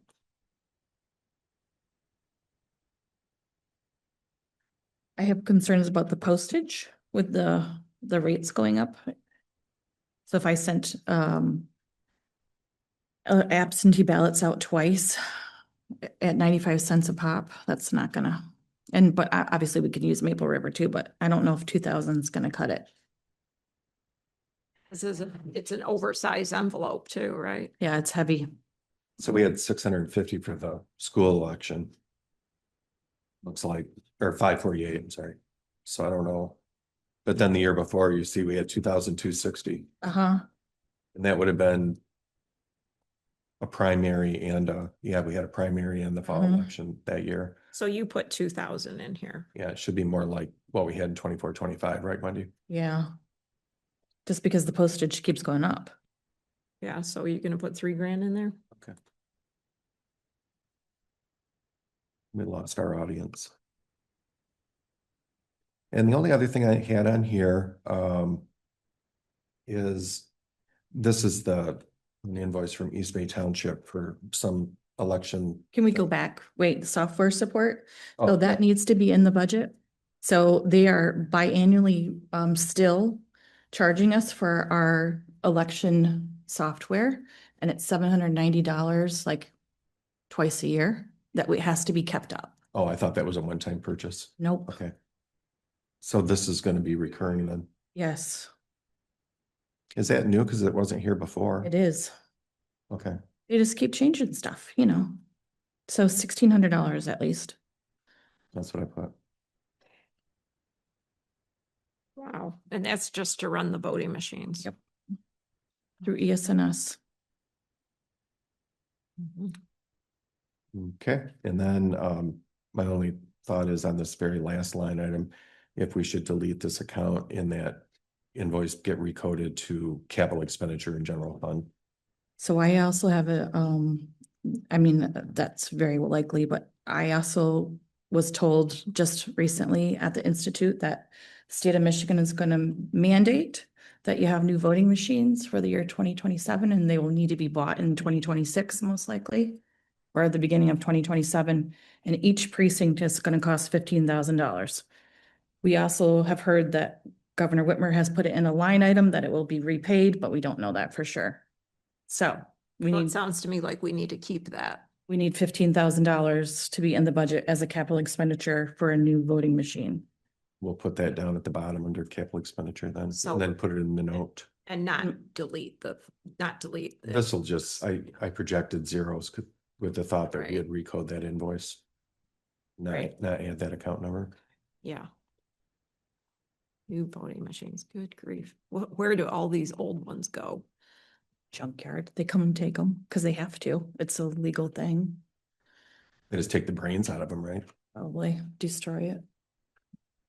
So nothing to really to talk about with the assessor office. Everything's just. I think her stands- postage maybe needs to go up a little bit too. Just because the year to date, she sent, or KCI sent another bill saying that there was like $600 more for postage than she projected that we paid ahead. Mm. So again, postage going up. So does that need to be 3,000 or 3,500? It surprises me that it would 24, 25, it'd be 1139, and then this year it's 2100. Well, just think about, there's more and more buildings, more and more, parcels. I think 3,000 is probably good. And then for publishing, we did just get a bill too from the Grand Traverse County for $47.50. So that needs to be something, unless it's too low to go in there. Oh, and that's probably for the border review publishing that they Mhm. do Mhm. for everybody. Mhm. I just put it at 100. Okay. Wow. We really want to make you code that to the assessor versus throwing it in the publishing account? Well, it's part of their, Mhm. you know. That's what it's our part of assessor part of costs. that Yeah. function. And I know it gets annoying to you that these Details. dollar amounts are small, but this is the uniform chart of accounts and this is where things are supposed to go. Yeah. Details. It's a Department of Treasury requirement. All right, we're at your legal services here. I know there was an error. You can see the year-to-date amount is very low. We know it's more than that. And a whole bunch of 73,204. invoices just came in. They'll be on our packet, right, for Thursday. Yeah. And try to pay them before the end of the fiscal year. Yeah. Otherwise, they'll have to be set up as a payable. So I don't know. I'm estimating we end the year at 95,000. We budgeted 87. I'm looking for what level of comfort you have at keeping it at 80. Well, the amount that's gonna be the year to date is 73,204. So far. Okay. Yeah. Okay, so that's including everything that we received. Right. Okay. Okay, so you changed that 95 to 73 there? Well, that's the year to date. We're gonna have another bill that we have to pay in April that we're gonna have to charge to this fiscal year. Set it up as an accounts payable. So there's still gonna You be. do that in the month of April? You? Well, Yeah, we don't close it out yet. Services rendered? Yeah, you'll get a bill in April for March. Yeah, and you don't close it out until all that, yeah. So I don't know how much that's gonna be because we have that ongoing case right now. So 95 is probably too high to project. Probably 85 is more reasonable. But so that's sort of where we're at there. So what do you project for next year? Now and this is for 2 law offices now. So I know we have one working on special projects and the other working on a continuing issue. So Well, I guess I have to figure out whether I feel we got more or less legal troubles now. it's I think the one will get resolved. a crapshoot. I sure hope so. So look at the 24, 25 actual. It's 55. Wait a minute, 24, 25 actual, I'm on 55. Yeah, I'm surprised that was that low. Oh, there is Expected that. There is one invoice from Marshall and Bruce that got coded to Township Board, I already moved it. the 320250. Yeah. Okay, I find it hard to believe that it was 55 in that. that's shocking. Well, we probably didn't ask enough questions when we first got here or something, Well, I wonder if would that have been under any different accounts? Could that have gone somewhere? It's possible. Well, I mean, if there was split to I other. mean, I should be able to be confident in the 24, 25 numbers at this point because that's been audited and everything was updated, right? True. Yeah. So I shouldn't have to worry about that being wrong. I remember some statements at past board meetings, though, about fees over exceeding $100,000 for some cases. The previous year. Those were comments that Cheryl Goss made, but I believe she was treating it not as an annual number, but as a total situational cost. Not That makes sense. so. So we are past 2 hours. Yep. I would like to make a motion to take a 10-minute break. Okay. Do I have a second? I'll second that. Seconded by Randy. All in favor? Aye. Aye. So 10 minutes. Be back here at 10:20.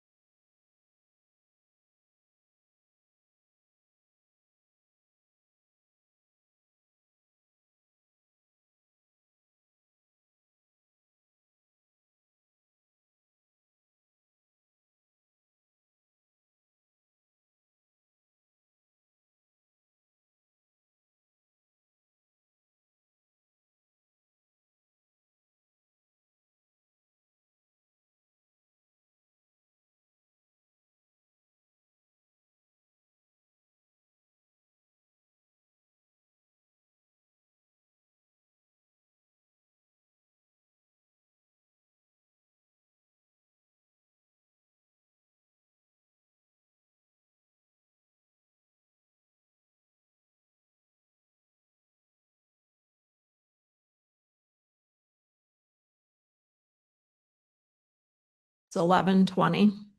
We're unmuted on Zoom. Thank you. So I think, did we finished clerk, I believe, right? No, Are we still on clerk? We were doing attorney. We haven't started clerk. Well, I'm sorry, you're right. did we land on 80,000 for attorney? for 85. Oops. Maybe 85. We're going the wrong way. I know, everything's going up, nothing's gone down. Well, it was 87 in the amended budget. But we had Yeah. a Court of Appeals issue going on too. So Okay, so clerk.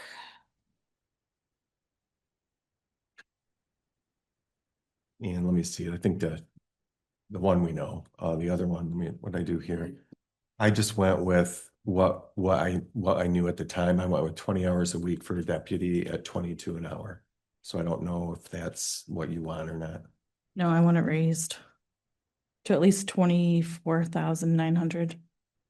Why don't we just make it 25? Okay.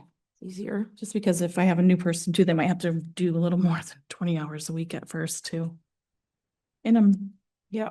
and my new person is highly qualified. She'll be coming on Thursday. All right. So this note's not accurate. I'll have to figure out what you're thinking though, later so I can correct my note. So, does the Social Security and Medicare auto calculate here, Tim? I'll do it. Or you have to do that? I'll I just, just need to go up a little bit. Okay, all right. All right. I can do it now if you guys want to talk about any. So this is that professional services, a new line item. I'm really surprised that this township has never had that line item in the clerk's budget. It would just seem, Why? Are you thinking of something in particular? it just seems like there's a lot of things that would be a professional service that the clerk would utilize, but I What are you guess, thinking, like a contract to do scanning of records or? but there's nothing in it. But Right. what I'm suggesting is this is where recording secretary go. Mm-hmm. So I think we agreed on that. And then I didn't know really what to budget for next year. I guess it'll be easier now. I can go and look at the number of meetings in my notes for the planning commission and that'll be in planning commission. Based on what you gave, the handout that you gave us, I'm gonna have to update that. But should I just go with like 24 meetings, do you think? For the year for recording secretary? Yes. Okay. I'll put a note on that too. So did we actually have the recording secretary budgeted in somewhere else already? Mm-hmm. Or are we, and we're just moving it, or is it? Yeah, good question. I think it was already in. Did we township already- board. I think it was under township That board. was going into township board. Okay, And we talked about let's moving move it it down out to of there. to the. moving clerk it here. activity. So the year to date in the township board is 10,500 and we already budgeted 6,300. But some of that was LIAA and Yeah, and then too, the issue was we went to 2 meetings a month. At some point during the year. Well, no, it was in March we made that decision, I think, but. So we've been a whole year at 2 meetings a month, and then we had, however many special meetings or joint meetings, right? So. 24, if we stay at 2 meetings a month, 24 won't be enough. it We'll have depends to- on the length of them. Right, Okay, I would say at least 6,000, maybe more. I'll work with Wendy on that.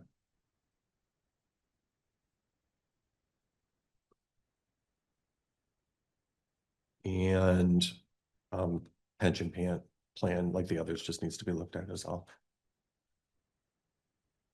Mm, The mileage, meal lodging are all have things that are coming right now, year to date in the next billing steps. So it makes it go higher than what it seems, just from going to institute and then conference. And then my deputy also wants to come with, so, I just would like those like at 700, 2,000, and then education and training up to 5,000. And that would allow us to go both to institute and to a conference.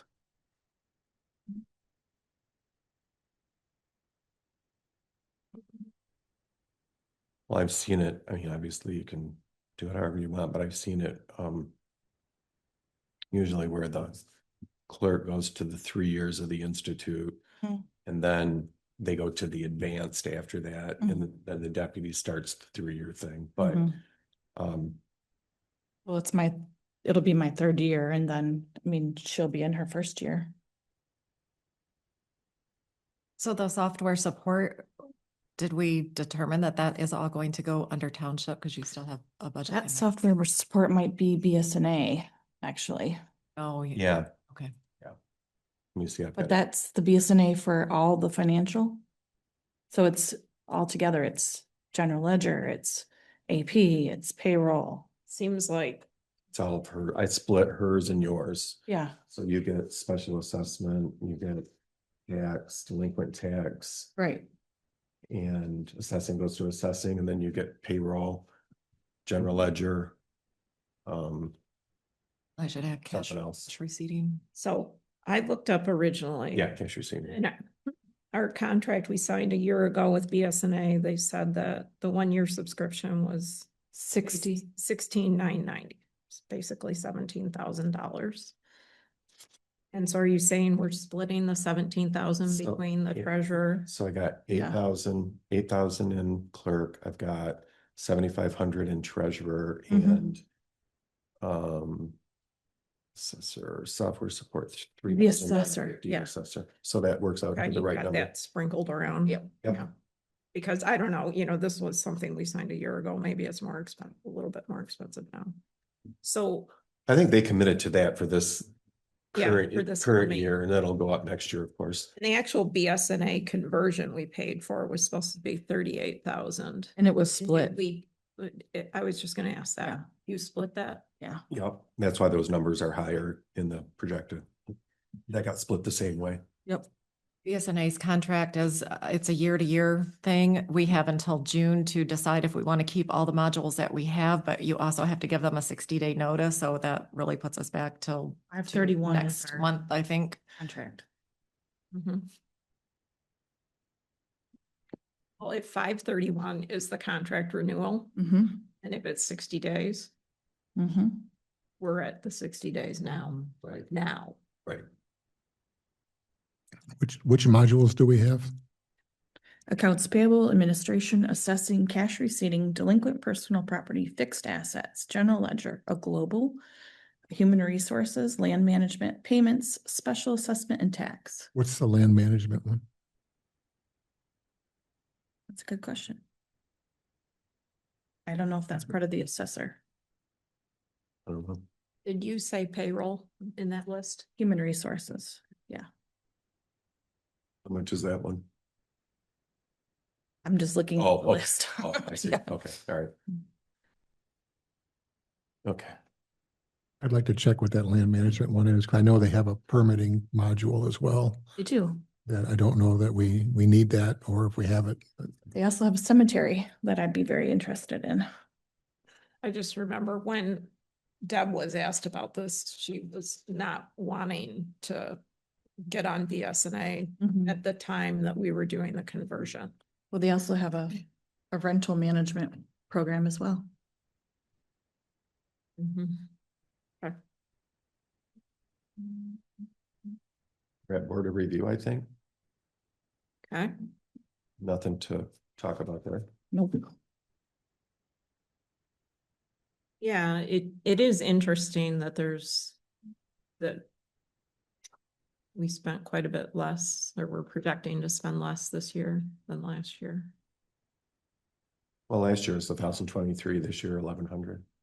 About the same. This 1,100 though might not, comprehend just the paycheck for the board of review that happened in March, because I just turned those sheets into Wendy Yeah. a week or so ago. Oh, okay, all right. So it'll probably be pretty close to that one. So my rough. So you- Probably is right, huh? Yeah, and you did the math on this already, so I trust that you did that Yeah. and clarified so. that, so I think that's fine.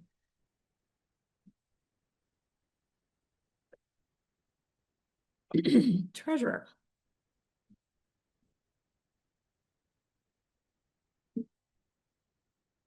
Okay. Treasurer. From what you're looking at, Jill is planning to give her deputy an increase mid-year. So that number changes for wages to 18,200.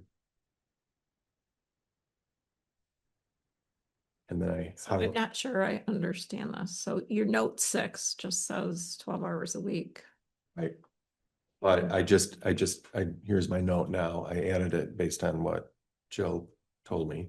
And I just put plus mid-year increase.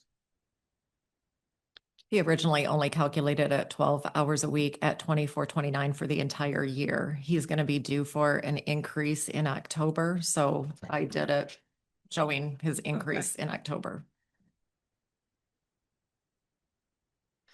Yeah, that's a good opportunity to just kind of look at our PNP manual again. It makes it harder when we do. I understand there's instances where we want to do mid-year stuff, but it shouldn't, in my way of thinking, it should be exception. I would totally prefer it to be in April, but the recommendation was to do it on his, not his anniversary date of being hired, but his anniversary date of when he got his last raise. But that was an exception. That was the first year we were here and he was supposed to get a 90-day review. So I mean, I would really prefer it to be at the beginning of the year and just keep it consistent with everybody else. If the board agrees to that, I mean, that would be See where a much more streamlined. the treasurer is 24.29. So We're getting in the weeds. Yeah, I do think, why don't you look at the PNP manual and decide if you want to bring something different back on Thursday? Okay, I mean, just To have it go into check the effect. manual and stuff like that. It just seems like we're creating extra work without value by having to process additional decisions in the middle of the year. I agree. I would, Why don't you try and shoot down the middle of that? It can have the same net effect, but just shoot down the middle of it. bring it to the Thursday meeting, so it's Yes. effective on April Please. 1. Yes. wouldn't have the same net effect because it would go into effect in April. So that amount would go up.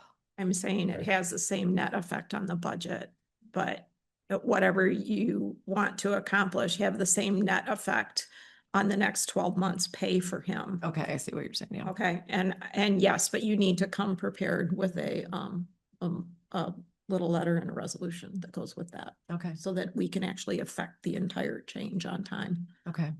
And look at the graded wage scale, and any increase over 50 cents an hour is going to put him in the merit base. So you're not really tied with him to this graded wage scale. Right. He's in the merit based right now. Not if we approve this. Not if we Because approve this, but I'm honestly it, so just, go figure that okay, out. so just so I am clear on this, you want me to actually propose a rate increase for him effective April 1st? Okay.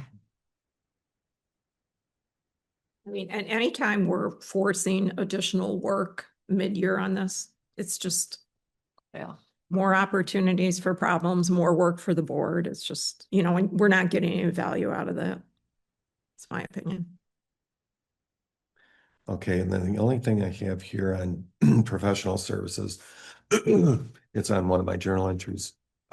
3,450 was the CPA. I don't think it was CPA, was it? 3,450 was at the Cambridge additional assistance that Jill talked about.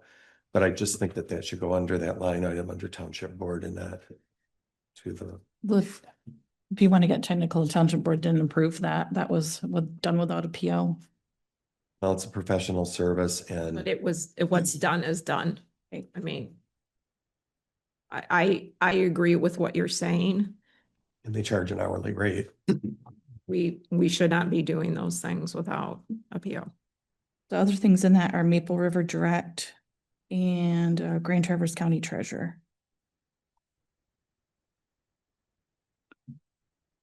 So do you think 5,200 is going to be good for going forward? I don't know what those dollar amounts are for those two things.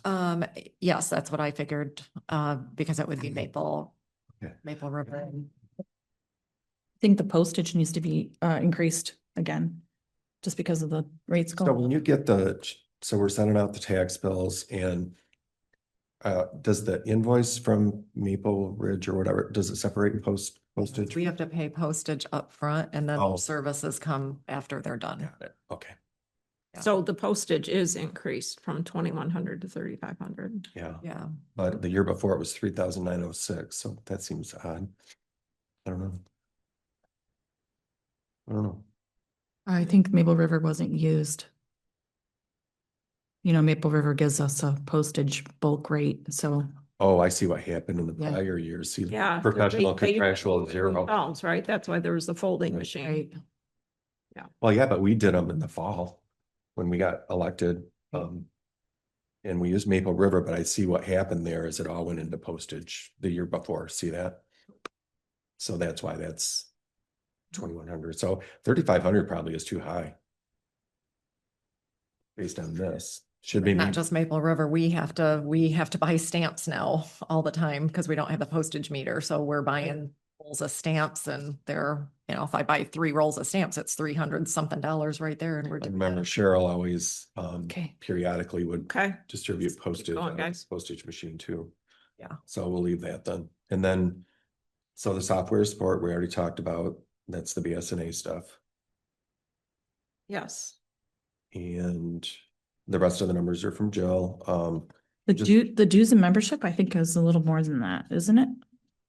Well, I thought the only dues and memberships that I pay for are MMTA, which is, I believe, $199 a year. And I thought all the MTA stuff now you got on like a group deal for all township board members.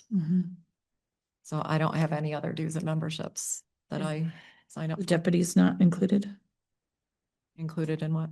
MMTA membership. He has access to everything I have access to. There's no point in paying 2.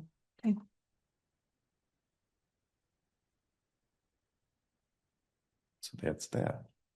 Okay. Any other changes? Training increased for next year. I'm not saying yes or no, I'm just saying it's there. On my budget? Yeah. Are we still on? That is because I am planning on attending 2 conferences this year instead of 1. I'll be going to Basic Institute, and I'll be going to the MMTA annual conference in August as well, Where's that gonna be? Grand Rapids. Okay, town hall and grounds.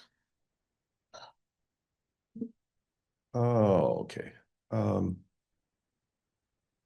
to figure out, I can't remember why I have 10,500 here without a journal entry beside it for Yeah. professional services. I was wondering too. What is that? That's gonna be, I don't know what that Well, would you be. said something earlier that you were coding, what we were just talking about it. You said you were coding it to township grounds instead of township board members. Yeah, but that would be, Wasn't that- that would be going the other way. That's the stuff down here at the bottom. The stuff, yeah, was wrong. That's a good. Yeah, so I don't think we have to worry about that. It's just a projected number, but looking at the history in this area. I think we're good on the first 2 numbers. It's chemical, I you think- know what? I think that's where that Gaybridge was. Yeah, you So- said something about you Yeah. put it in Township Hall grounds, Yeah. which I thought was weird. That's why I So- messed up your Gaybridge. number. Yeah. Okay, Yeah. you already took that out. Yeah. Okay, all right. And right here, all that's in here is chemical control. So on this lawn maintenance, and I know we went out for bid for a 2-year contract, right? Mhm. So you notice that it was like 965 and then we budgeted 1250 and it came in at 3625. So we do a spring cleanup and a fall cleanup at both cemeteries. Did that include a lot of tree work or something? No, that would be under, We paid for that but separately. why would it be double? Did they not do fall and spring cleanup? They did, and it's broken out between cemetery and the township hall. So that's what they charge is Huh, a higher all right. hall cleanup. Oh, that's a Spring cleanup. 2-year contract. And And remember, they were the lowest. yes, so this is something that we should investigate and try and understand why that's coming out that way. Well, it depends on how much versus the it prior. has to be mowed, you know?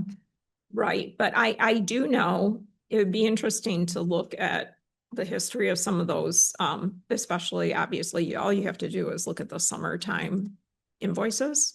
Because I did notice the new company, I mean, he was here religiously every week, Mhm. always. Of course, he's mowing the top of the septic field out here. But, yeah, and I don't know how it came out on the, also on the area of the cemeteries, but it, yeah, it's a big number. And it would be good to know, I mean, the prior board bought the lawnmower. And we're having a township employee do the mowing. And it would be interesting to see what, we're not gonna really know how much time Tom spent mowing, because he's done other stuff too, but We do. It's on his timesheets. for the lawn mowing. Oh, yeah, But it'd just be interesting to see how much money are we saving right. between what It we would used to be. pay. Cause they used to charge, I think I remember $800 for every mow at the township park, Mhm. which is incredibly high. And I thought that's what I remember. And so that was the basis for the lawnmower was gonna pay for itself pretty quickly. Ah. But it would be, that analysis would be nice to see, I think. But even if you broke down what they're doing for the cemetery, getting ahead, it's $1,200 a month. So they're like coming here every week, you know? So, And yeah, I guess I'll see that when I get down to it, but. You So we get, may want to look at that carefully before the season starts here, because, oh, there's cemetery. yeah, So we're talking The about the cemetery. 13,000 for lawn maintenance for the cemetery? Yeah, see, that's double too. Yeah, I don't lazy. Well, it's hard to mow around stuff, you know? We get that, but that's still, It's probably gotta be hand mowed, I would it imagine. was, it is, but it's it- twice the prior ones. I Is think, that two cemeteries? Yes. yes. Okay. And I do believe the thought process, without phoning Ron Pop, I believe the thought process was trying to do all this in-house. I'm not sure who they were gonna use and how they were gonna move the mower all over the place, but So it looks like they charge $300 for every time the total for October, $300. So they're only charging, what is that, $75? Every time they mowed here every week. And then $875 for cleanup and $800 for fall cleanup. So I mean, it's not outrageous. It was just a lot of Mhm. mowing. I think it's just being mowed more often, probably. Well, and keep in mind too, that in 24-25, they were late on getting a contract out, Mhm. remember? Yeah, the grass was And high. the grass was really high. I remember Cheryl not being happy about that. but still, yeah, the point is look at it carefully, and then maybe I used the same template as Ron Pop used to quote the job, and possibly there's some flawed logic in there. I don't know. Yeah, I think they didn't have a spring cleanup because it was so late in the year. It was already summer by the time they got a contract. Mhm. Yeah, maybe. Okay. So you see the colored peach things down there, just some journal entries. I'd have to go to each. Oh, there's just flip flop on the electric heat, no electricity, I think, or I don't know. Oh, our heat is went down because of the mini splits. That's good. Yeah. And telephone, not sure. I'd have to go to the notes, but that's just something that Wendy and I can decide to do or not do, I suppose. And then facility repair and maintenance under note 9. I have estimated cost to renovate restrooms for ADA compliance. It was on the budget last year. We didn't do it. We had overloaded with other things. I'm gonna take that audit fee thing out of there. That you've got that on your list to investigate the audit fee, right? Yeah. Just make sure it's not in the prior year. Whoops. That's what happens when you touch that. And the last part, office equipment repairs and maintenance went down because we don't have that postage machine anymore. I think that was charged here. Wow. I want to back up to the facility repair and maintenance. So I think the money that's in there is for these 2 new mini splits. Is that right? Or no, it would have been more than that. No, that probably So- went down to equipment. Yeah. Okay. Not sure what the 6,900 is made up of.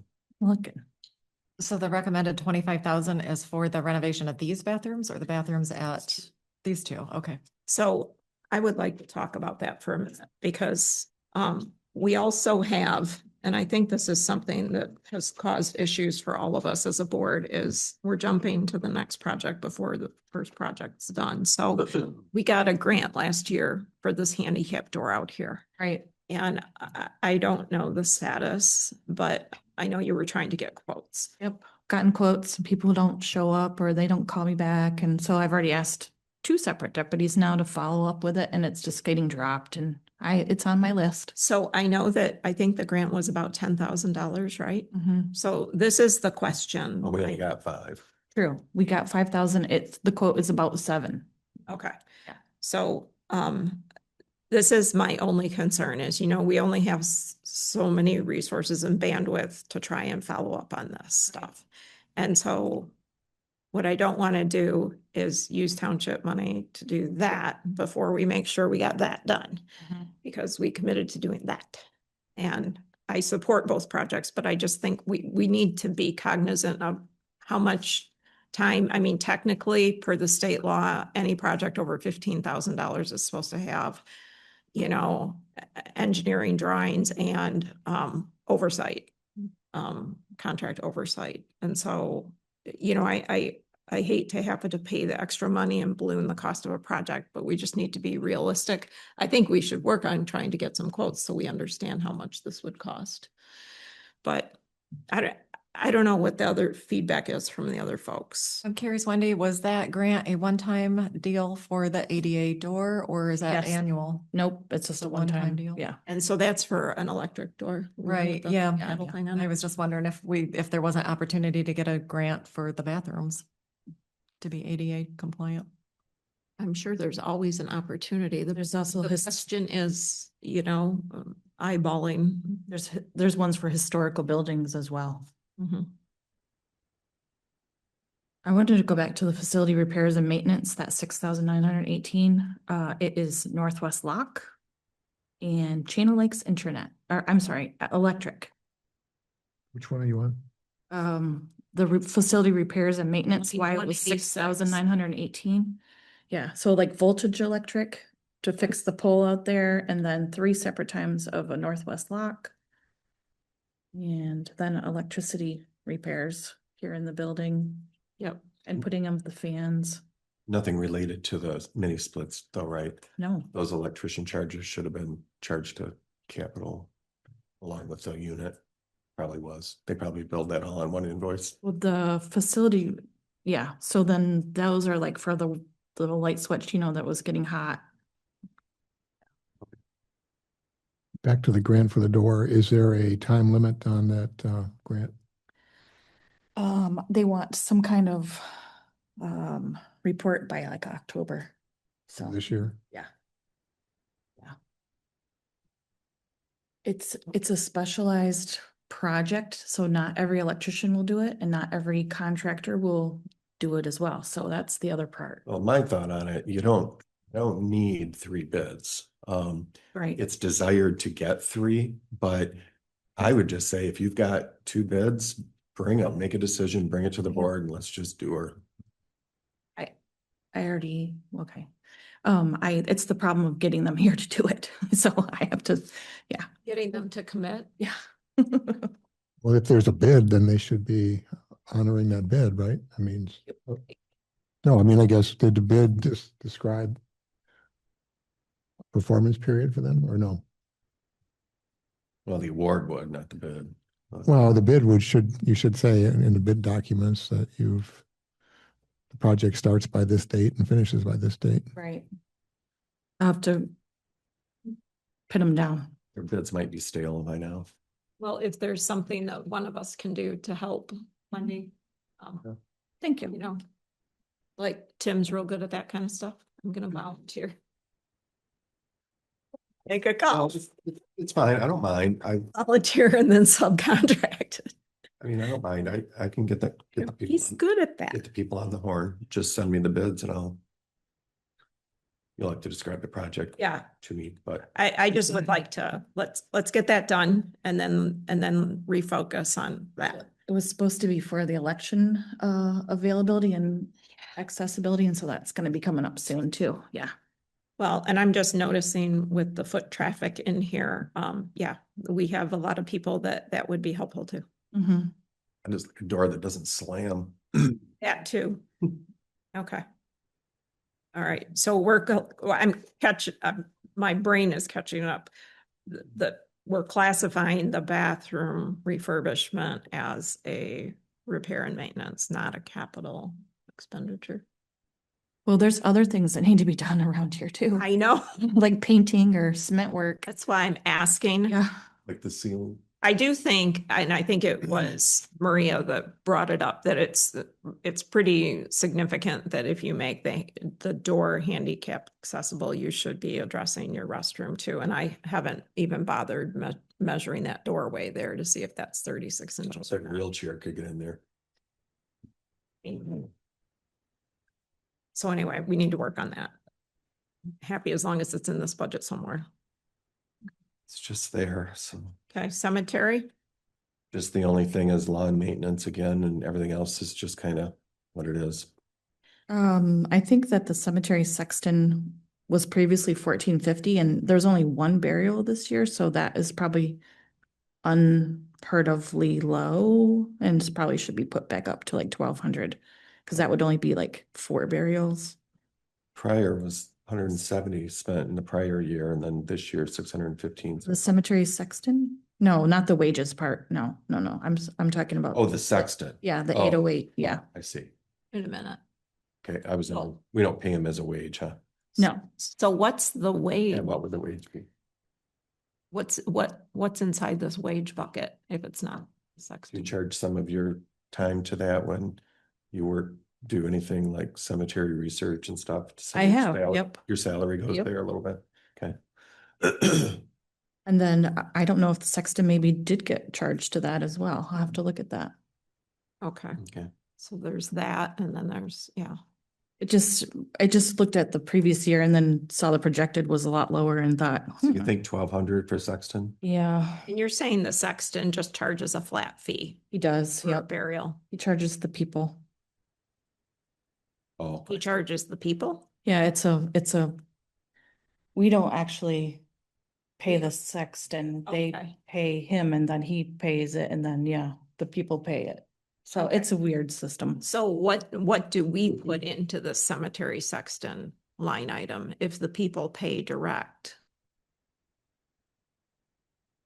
We still have to pay him for his time. So it's like, Okay, so there's a fee that the sexton collects from the Right. family.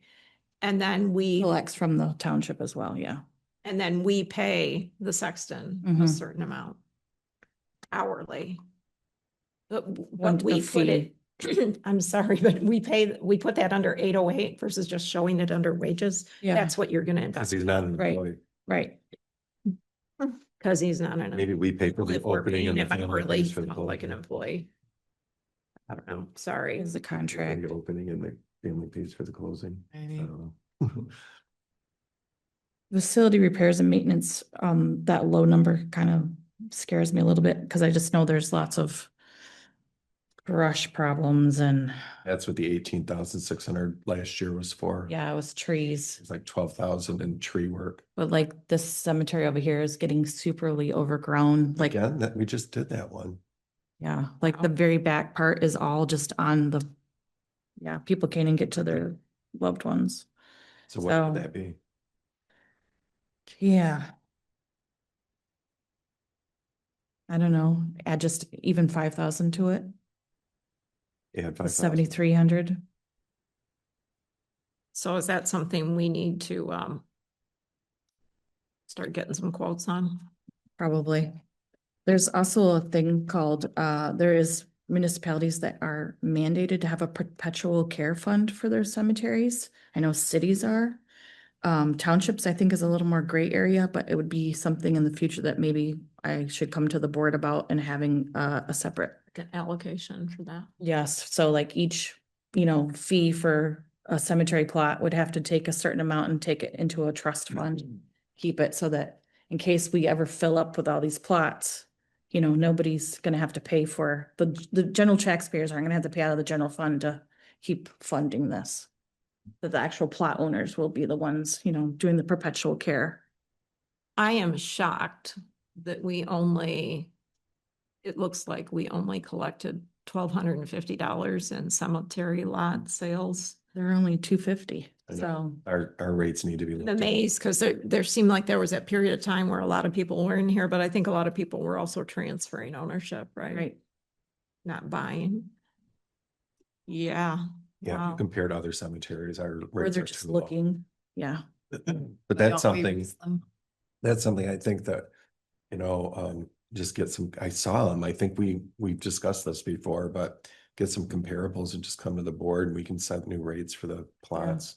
I'd also like to Should talk do about the that. software, because I know that in the past, a deputy clerk has put a bunch of information into a software and then it was no longer supported again after that. And so all that information and time is wasted. And so they were relying on that software instead of the books. So sometimes the books are not as accurate.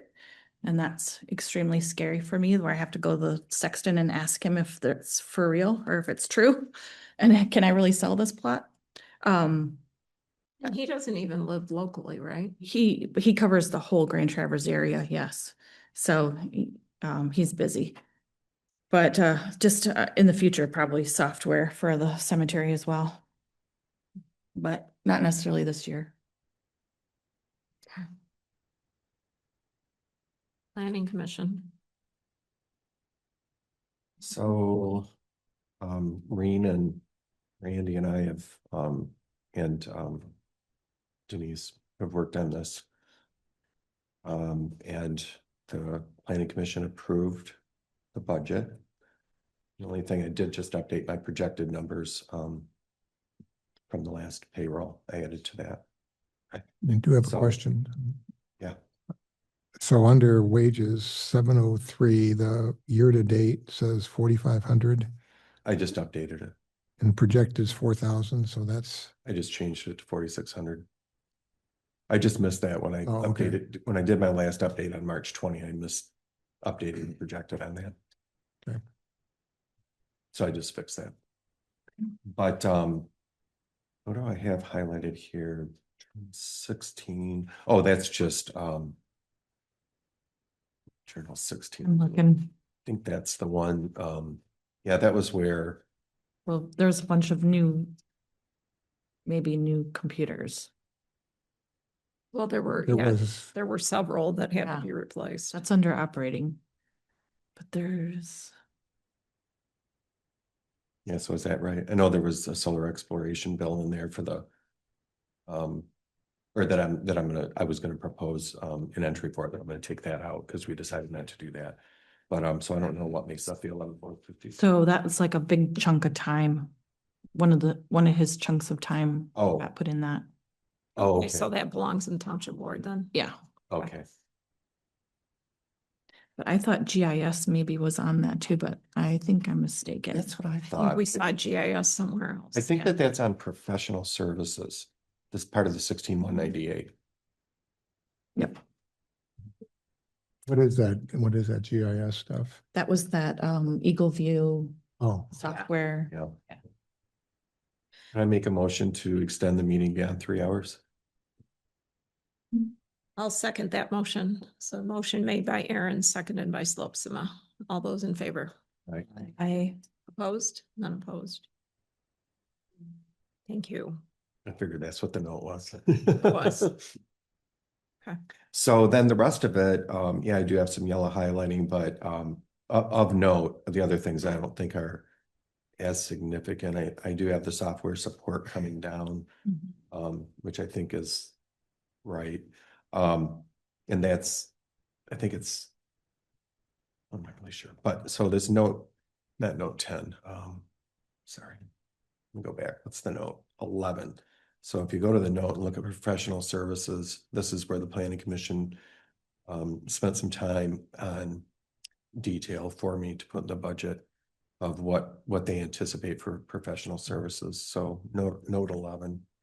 maybe I can expand on that a little bit too, because you'll see a fairly small amount of year-to-date expenses, largely because of the timing of the way the contract worked with Giffords Webster. We had our budget approved. We went through an RFP process. They did some initial work on the zoning ordinance to identify all the things that need to be worked on. We couldn't do it all at once, so it was broken into several bundles. We've got through just about bundle number 1, and then we'll be working on bundles number 2 and 3. And those are our estimated costs for that described in note 11. Mhm. So we significantly underspent last year's professional services budget for that reason. So I do see Eagle View is in that note. Right. Right, it's in professional services. Okay. But so it's Giffords Webster, LIAA, at Michigan State University, and Gordy Fraser.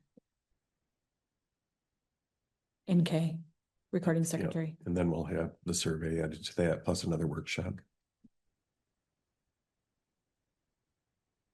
So It's always difficult to estimate some of those costs because of the expectation that development projects can be submitted. And how fast are they gonna that work? We don't really control that require I'll be, reviews. I'll be surprised if you spend that I much, was gonna say, I just based on the I history. appreciate, yeah, the list, but Down on I us. don't know. But better, that's their plan, but I just think it's But that's why we can amend it biting off a lot. halfway through the year if, depending on Well, what there's a you lot to see as bite a off. trajectory. Yeah, The other thing is that we're back to full strength here for some of the salaries and wages. The salaries we were, I think, underspent there in the past, but we did have a number of vacancies that went on for several months in the planning commission. Yep. Do these wages also, are the salaries in there? I assume that includes any of this subgroup activity? They would be under wages usually. ROWG's Under- wages. Yeah. Okay, that's wages versus the planning commissioners. Is the salary, correct? Okay, thanks for the clarification. But the planning commission members are paid to Right, be on that. The meeting. There's two, had been two, there was only one. Okay. yeah. And theirs go to salary, I'm sure, for that, even that, right? Yeah. And then, so then it would be anytime Randy would charge to something specific to the planning commission would be under Right. wages too, probably, or salary. I don't know which. That's under wages, yeah. Maybe wages. It's under wages. So that was that. And then zoning administrator, the only thing I highlighted was, there's no charges for a cell phone here. I don't know. 500. It's like 486. Okay, so it should be. So you're saying that that's just, For year to date is like 486, yeah. okay. I'll do 500 then for the next. And then don't forget the salary, yeah. Oh, yeah. What that 52.4 was that? Yep.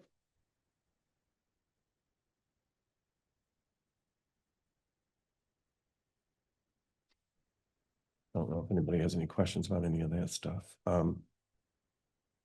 Professional Oh, that, Oh, yeah, so that, update her salary in here too. yeah, that's what I'm working on. So 14, an LIAA invoice for the ZBA got charged to this department instead of the ZBA. That would be a new deputy thing. So that should be 0. And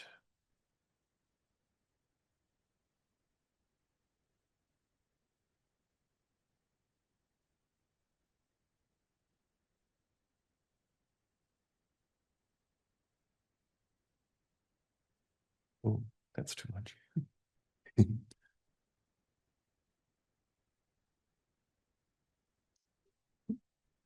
It looks better.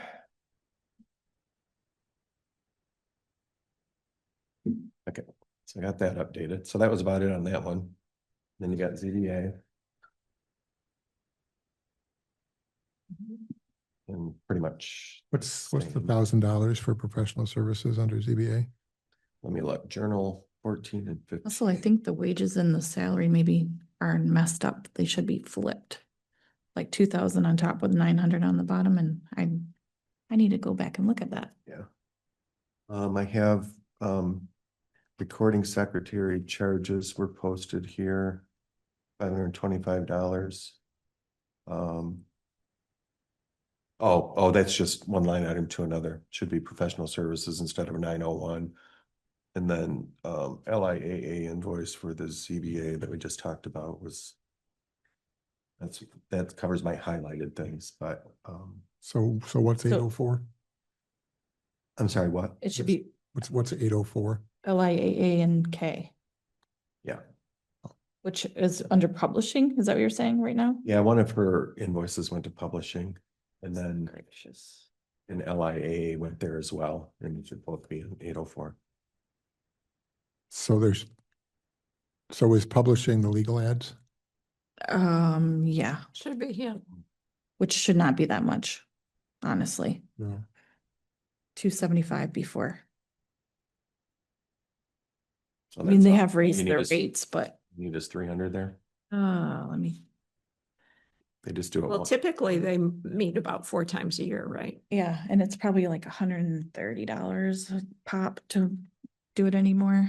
And yeah, one of their meetings, typically their January meeting, just organizational, so Right. it's typically 600 then. Yeah. And then I think the wages, this was that question I had asked you. The way I have it set up is we have a planning commissioner representative and you, well, no, Yeah. that would be for you. Your wage to attend the meeting is under salaries, and then all of the CBA members is under wages. So that's why wages is higher. Yep. So was that done consistently on Yes. the planning commission? Yes. Yeah, Because the planning commission had a huge number in salaries, like 20. right. And Yeah, because of the increase of the chairperson. Yeah, I know, but I know, but- I thought you said a minute ago that It looked the flipped to me. salaries was the township board rep and the wages Yeah, were it is. the ZBA members. So yeah, that's right.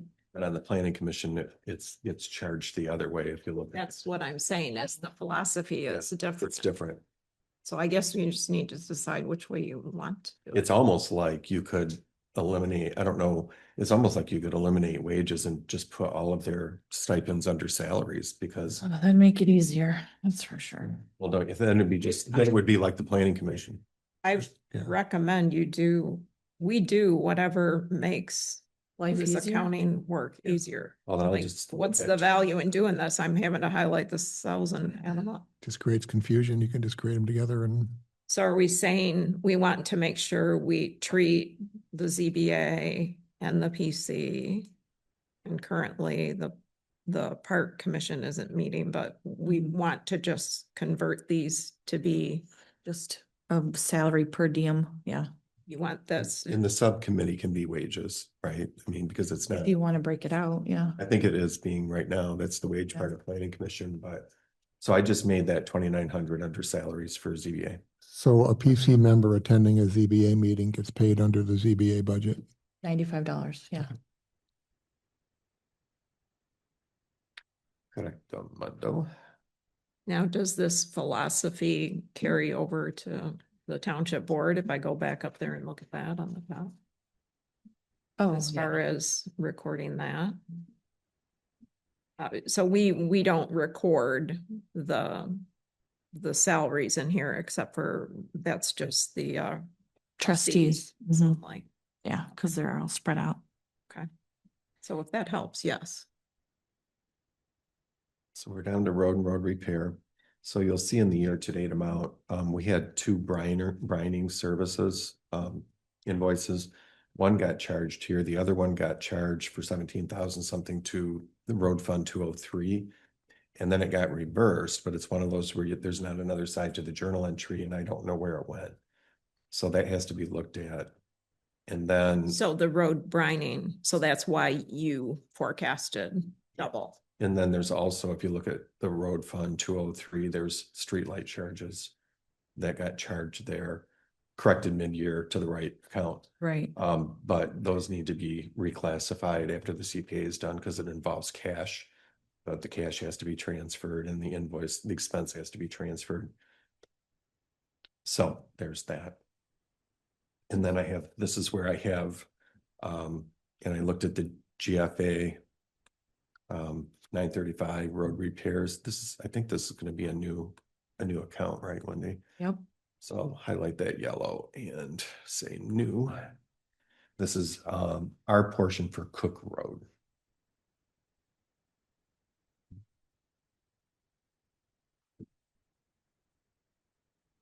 And then remind me where we're reflecting the Skigamog point. Is that on the SAD? Yes. Transfer out. Okay. And then next is Historical Society, and did we agree to delete this department? Yes. And the rest is just the insurance, like I mentioned Thursday, when we checked with the insurance company and got a breakdown. And you'll see a significant difference from 24-25. I don't know if that had been done before or how those amounts got spread. I don't think they had the insurance company detail, but we have it now. So these numbers I feel pretty confident with. I gotta catch up with you here. So what does that make your contingency?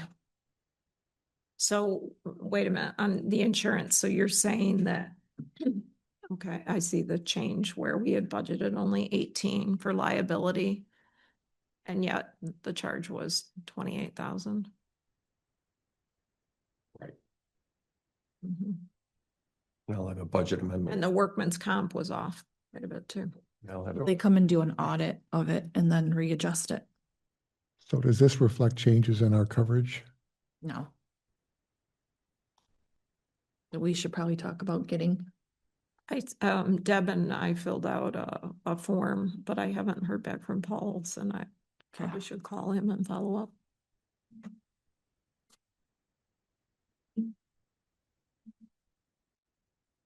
so how did all those numbers affect our contingency? It's just something that I put in there. Pretty sure it's probably We use that up to put under. evaporated. Yeah. So I think what I'm gonna do here now, well, let's get through capital and see if you want to change anything. The transfer out is the transfer out. This is to the SAD fund. Our share of the committed road funds to the SAD fund. And then like we talked about, when we determine who actually wants to pay over 10 years, we'll have mid-year, we'll do a transfer for that self-funded portion to the SAD fund. It'll just be a budget amendment that we do in a transfer request. But capital expense, I just put 20,000.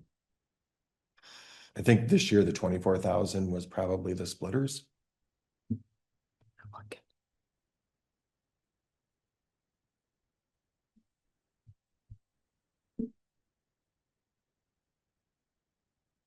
There has to be something else in there too. Because Jill's was done in her office. yeah, that was in the prior year. But I think these were about 8,000 apiece.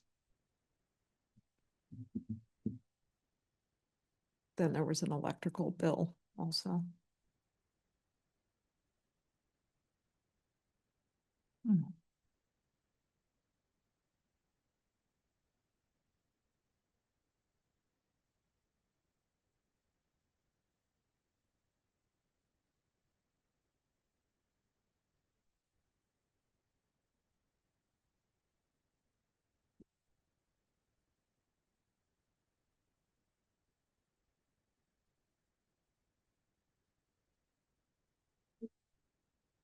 So here I have Cocking's Comfort Heating, 18,215, and then LIA, Land Information Access, all the microphones.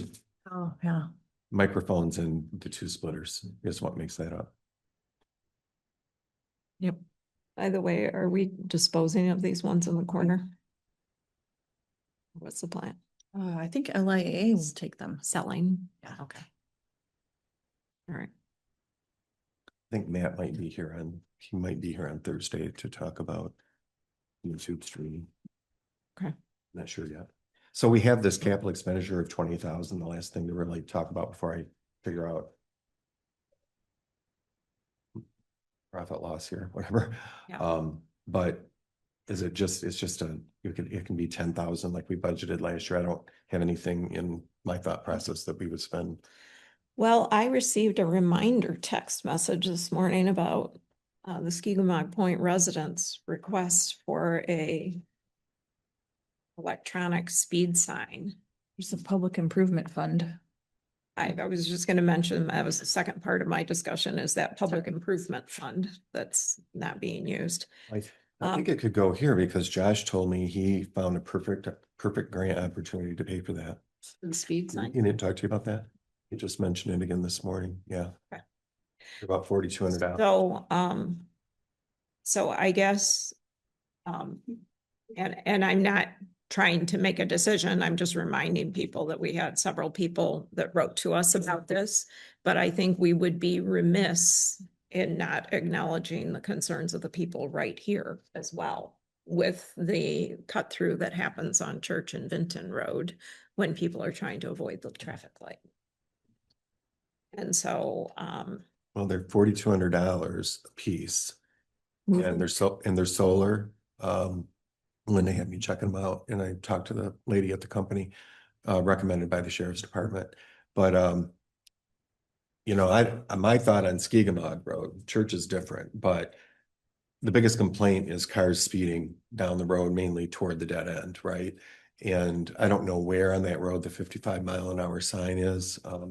Might be real close to the school, but not even sure if there is one, but go ahead. oh, well, there'll need to be one because the idea is this would mount below the speed limit sign. You know, you've seen them, and then it's got solar on the top. And I talked to Josh, and he said that they would be willing to move them if we want them moved occasionally, or every 6 months, I guess you need to do something with the battery. I don't know what. But he said that there's another fire department, Clearwater maybe, that their fire department does this for them. And so he said that they could definitely do this. And then it has an option to spend $1,500 to have like people that are speeding, it takes a picture of them, I guess, or something, I don't know. And then has where you can have a laptop where you can monitor all this activity or something. But I don't think that's what we're really looking for because we're not an enforcement agency. We're not gonna, but it does have a different kind of a storage system that you would have to pull it off. And then you could take it into your office and do something on your computer to get some information from it, I guess. But the thing is, so that's going one way. Now in Church, if you want to do it, I don't know if there's a sign going this way that says 25 and what is this? Well, they removed They the took it signs. away. That's the problem. So then what can you do? You Put know, it I in my mean, yard. I don't care. yeah, but I don't know, you know, you're saying. There was one You at set the them, end before. well, do you just set them at some 55? So you guys, I don't think we have to solve the problem today. My point in bringing it up is to just remind everybody of the concerns that have been expressed by the residents of this area and the residents of Skigumog. I haven't received concerns about any of the other roads, but that could change tomorrow. The question was just, you know, to have a little bit of discussion, and it would be nice to at least enter it into the notes for this item that continuing to investigate these signs. And I do like the idea of, you know, as long as we investigate that it's not a ridiculous amount of time to potentially move them around from time to time. In the old days, they were running off of gas generators, and thank God they've solved that problem. We don't have to have all that junk. But, and they've reduced the cost quite a lot. But I would also we need to check and make sure that I know the police department sent their recommendation, but I'm sure more than one company makes them, and just, you know, make sure we check with maybe some of the other townships, make sure people are pleased with the product.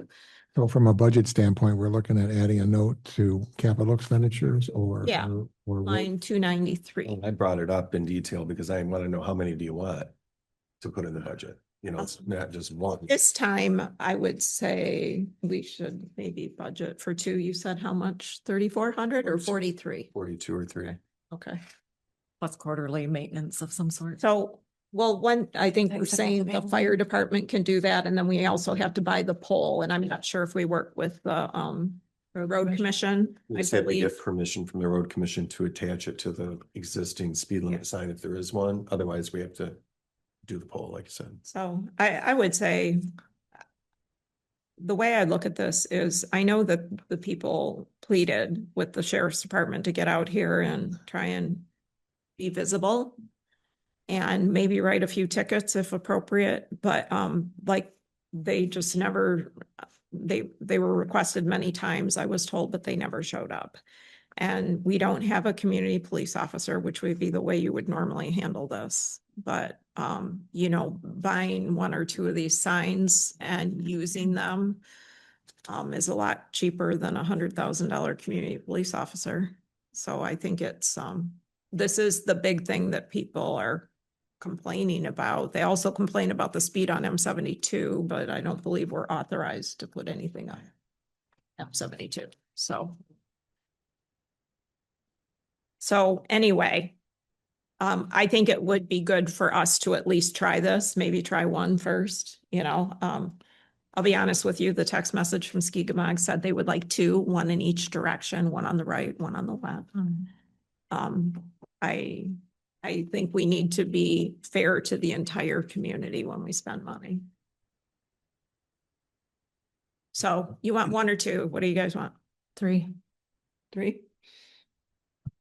2 to start with, I would say. One or two to start with is One or two to appropriate, start with. but why don't you put like $9,000 in there and So the speeding on Church Road, is it equal both ways or are they coming, is it more going that way?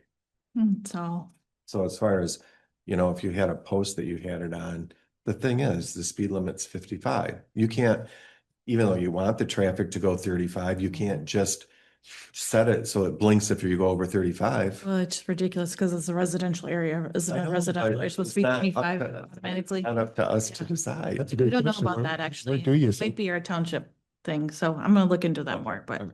yeah. I know the city was able to, as a Yeah. city, everything in the city is 25 miles an hour Right. except for like 8th Street and the main, you know, trunk lines, major roads and that. the other thing I would say is, I think we need to keep in mind that we should be collaborating with the sheriff's department regarding placement of the signs. It's no problem to receive input from residents, but at the end of the day, we should be placing them where the greatest risk of injury is. And, you know, quite frankly, Skigamog Point is I would say it is a special circumstance of some of those rolling hills where you could come barreling over that hill and there could be somebody walking on the edge of the road. Mhm. And I think that is a very real thing. Unfortunately, they have multiple of those kind of hazards, but I'm not a traffic safety professional, but I would think that the police officers could help advise on that. And I don't know, maybe we got to buy quite a few of those steel poles and move them around. Well, on Skigamog Point, the issue is people going more than 55. I mean. Well, that is what has been alleged, but there is no proof of that. So you know where to Leave it set, out there. you know where to set the trigger there on the blinking light when you're over 55. On Church Street, if you set it at 55. There's still gonna be people over. Yeah. It sounds, Five. Mhm. just, it Third does Street? feel, Uh, it just feels people are going faster, It feels like it because it's a. you know, and it's. there's It's teenagers not that always necessarily, they but there are. punch people it, that yeah. do, You know, Oh, but yeah, they on a punch it. 55-mile-an-hour road though, I mean, I can't imagine getting above 55 in that low. That's what I'm curve, saying is that, You know? I don't know. can you do that? I'm gonna try it when I do it. It feels like you're flying down that road, just going 35. Okay.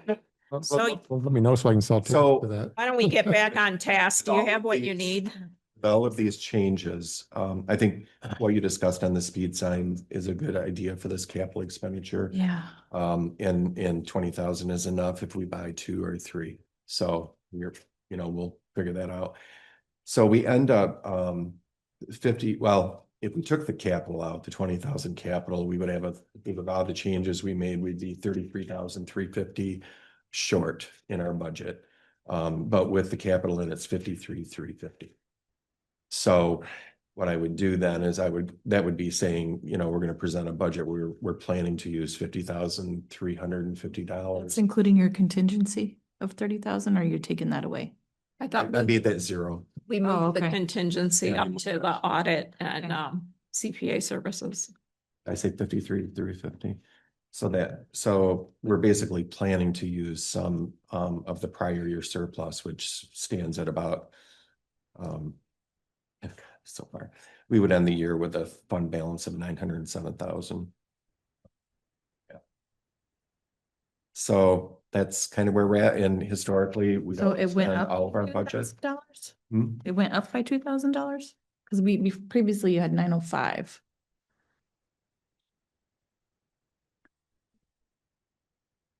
What's your sheet say? 905. 807. Why is it doing that? Yeah, that doesn't look quite right. So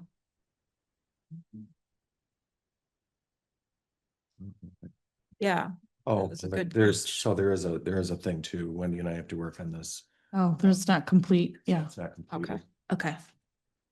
All right, so stay tuned. I'm sure you'll update this and send it to us sometime tomorrow, right? I don't know. That seems odd because I just put that number in. It should come out. Somehow you got, Well- how did you get the $50,000 number a minute ago? Did you just rip down the column with your cursor? Yeah, I just, I put the 183,250 plus the 217,000 in prior year surplus. Those are the two road projects. Well, and the stuff we just added was at least 34,200. Yeah, Yeah, and then I just went down and looked at my difference. So I needed to add another 53,350.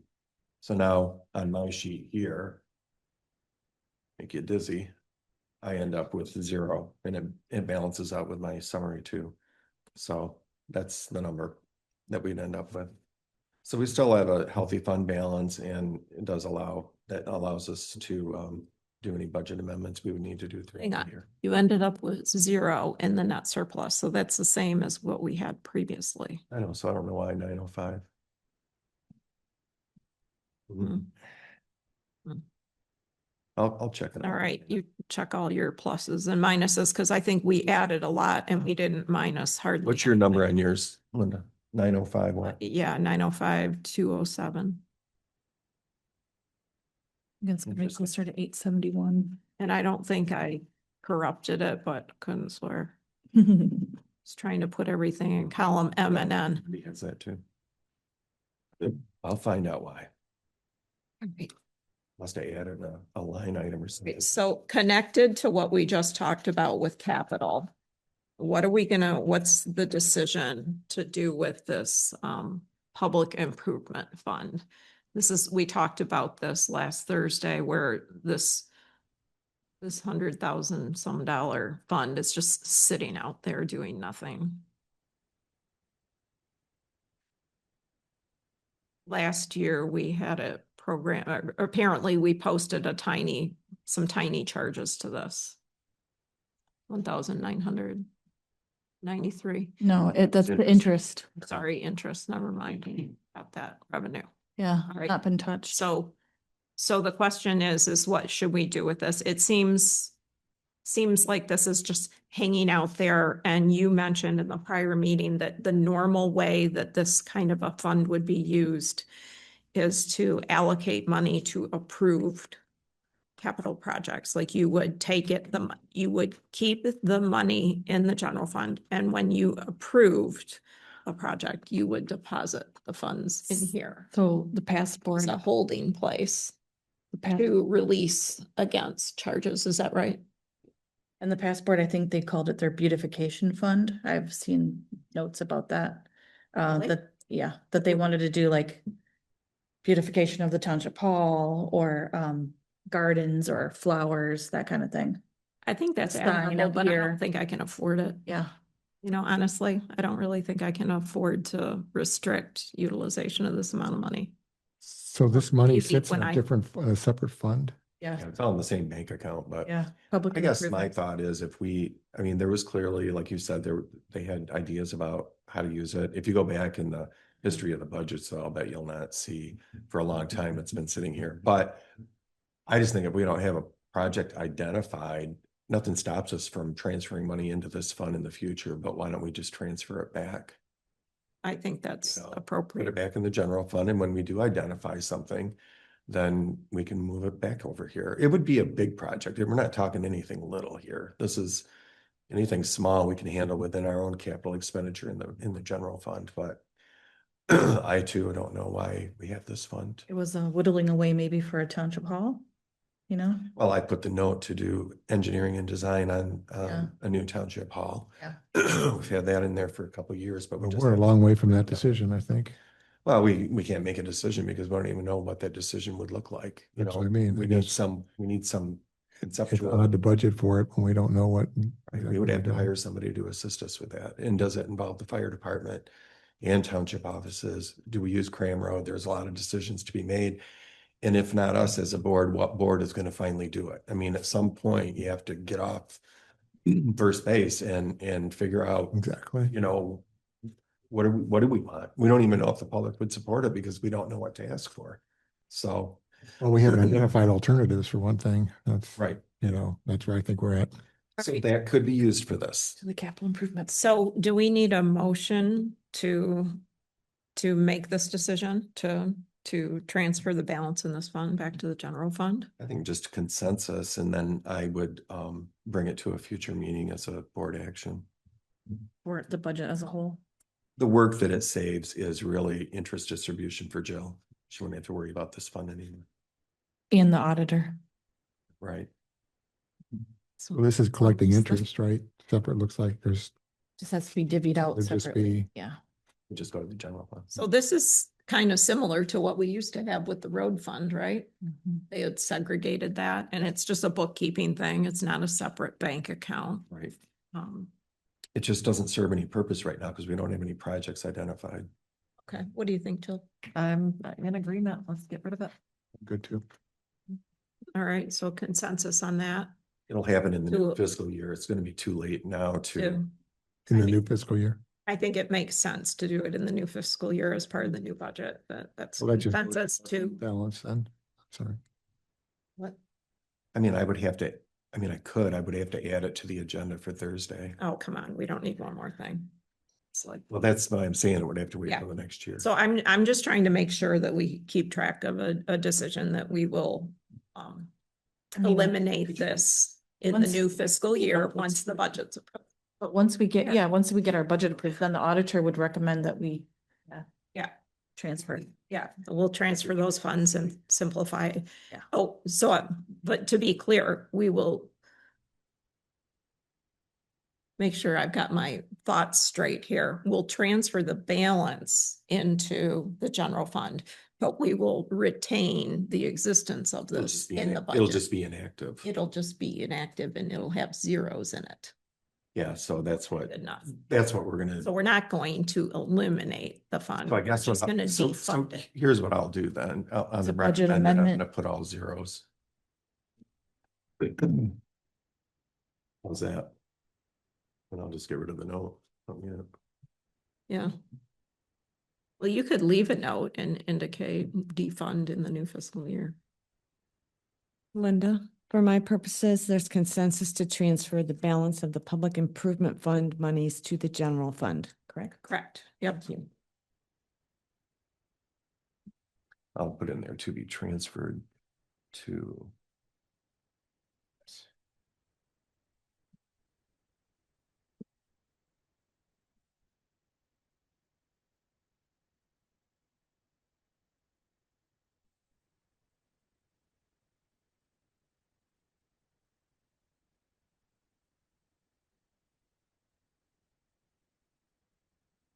I'll put our wording. Okay. I don't like that word. Closing. Okay, so now we're to the point. Does anybody want to look back at any of these other assorted tabs? Just one quick one here on the budget totals here. So under revenues, and I just saw this when we looked at it. Which tab are you on? The very first one, very first page, budget totals, all funds. Scroll back to the very Second, beginning. just did that probably note at the top of this. Where am I at? The very first tab, In general fund? Department totals? uh, budget totals, all funds at the Okay, top. yep. Oh, No, this one? here? fund you go. revenues, fund expenditures, the overall one. There you go. What The is it? special, yeah. Keep scrolling back. Back up? Okay. I don't know where you want me to go. Says budget totals, all funds. This was the very first page in the packet. Yep, Yeah, right here. that's we where are. we're at. That's where we're at. So the special assessment fund. Mhm. Okay, so this is under revenue, so that's Gigamog Point, right? Yeah. So how is it that we're collecting $517,000? Okay, so here's the special assessment fund. And I can't present a budget deficit. It's not legal in the state of Michigan to approve a negative budget. So, but anyway, the 300,800 you see here on the SAD fund, is that where you are now? That's where you need to go to answer your question. This is the special assessment in total that the residents approved assessing themselves, okay, that we approved. And in September, October timeframe, Jill's office will send letters to people saying you owe 1,700 and whatever, pay it all before November 30th and it won't show up on your tax bill, or November 15, whatever date we decide. You can break it out over 10 years. And then we'll figure out who didn't pay. And then that's going to actually, so the revenue will be everybody that pays in full. And then the people that get it put on their tax bill, 1/10 of it in December. And the $217,000 is the township's committed funds that we're transferring from the general fund. Okay, so then the revenue stream over the next 10 years from the folks who don't pay Will be interest and Will then their be- payment. will show up where? It'll show up here as revenue In a future as budget, we collect it. in next year's budget? Yes. Okay, So whoever signs up for the 10-year deal, right? Every year Jill's gonna put that on their tax bill. Some people are gonna come in throughout the year, they're gonna pay. If you sell a house, it gets paid off immediately with the closing, Mhm. right? So that money will just be accounted for in the special assessment BSNA program. And I think the tax program will talk to the BSNA program where you can automatically transfer their annual payment into the tax program. And then once a year, at the end of the year, whatever money has been collected from residents, that will be transferred back to the general fund as a, So the amount you're floating here is an estimate of how many people are really gonna pay ahead of time or not? right now, it's assuming 100% of the Worst people. case right now, Oh, yeah. Okay. Yeah. it's assuming nobody does. Well, no, it's best case. It's assuming Sorry. everybody pays up Oh, front. okay, all right, so, Right? But I had to do it that way because the expenses are gonna be real. Right. I mean, it's gonna cost $507,800 for the actual okay, so project. you got to show the 517 as revenue. Yes, I have to make it work, that it doesn't end up with a deficit. Because this fund is new, it doesn't have a fund balance to rely on with a prior year surplus. There isn't any. Mhm. Okay. Does that make sort of sense? Yeah, it does. I mean, it's a big numbers and essentially we're loaning the money to the residents who aren't going to pay the assessment upfront. And we're collecting 5% interest on The people that don't pay upfront. people that don't pay, and we don't know the split. We don't know how many people are going to do what. No, I mean, we won't know until November 15 or whenever that due date Jill decides. And then it doesn't change the budget. It'll just, the budget's the budget, there won't be that much money that comes in because they're not all gonna pay. I just try to get a handle on the downstream impact of that to us, because we're fronting the money essentially, right? And then gonna recovering a portion of it over the next. Yeah, 10 we're gonna set it up as a due to and a due from. So when we figure out what that dollar amount is that we're gonna self-fund, because we gotta pay all the road commission on these costs, right? So they're gonna need the money in the fund to pay it. All the invoices for this road, Skigma Road project will go to this fund. But we're gonna know what that dollar amount is, and then we're gonna transfer that amount to this fund, the self-funding portion of it. And then we'll set it up as a due from the SAD fund and a due to the general fund. So that, and then when you actually do the annual transfers, you transfer the cash and you debit the due to, or credit the due to and debit the due from. And if you want more technical details, I'll sit with you.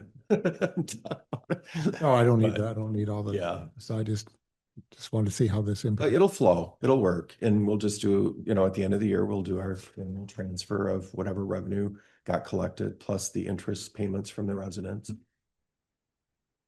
Our So- bottom line is we're writing a check for $500,000 to the road commission Correct. and then collecting it either direct cash or over 10 years. Right.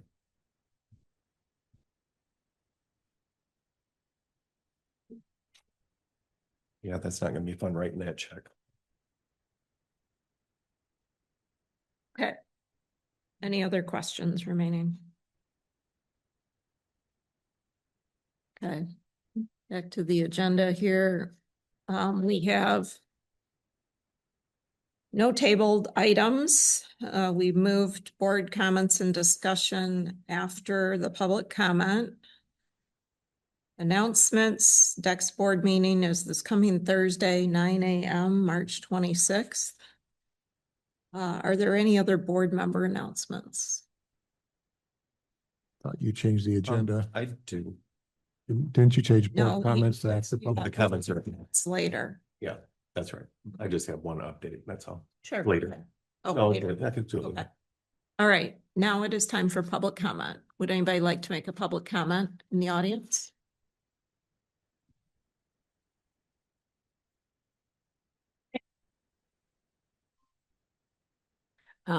Kim Angus. I did have one other comment. I noticed you had a proposal for the elimination of Zoom and going to some other form of live streaming with a notation that no one does Zoom and no one has public comment. I wanted to really encourage you to keep Zoom. Obviously, it would make more sense to be doing it in-house. And I'm sure it must be an enormous expenditure. So I'd love to see you doing it in-house, but it took a long time to be able to develop that revenue of input from the public. And there are still people that are utilizing it, especially when you have 9 a.m. meetings. It's even a rare person that can put that on at work and still listen. Additionally, I wanted to let you know that you have your notes of, nobody has it. But that isn't true because Clearwater Township and Helena Township, in 10 minutes of checking, I was able to verify that Clearwater and Helena Township both have Zoom meetings and public comment that is facilitated. So it is not an unheard of thing. And it is a very, very helpful thing, especially with our transient population of people that are not necessarily here. And we do have some involved citizens that if they want to get involved, it's extreme. They may be driving 3, 4, 5 hours to make it to a meeting. So it would really be unfortunate to lose that asset that we've built up over time. Thank you. Any other public comment?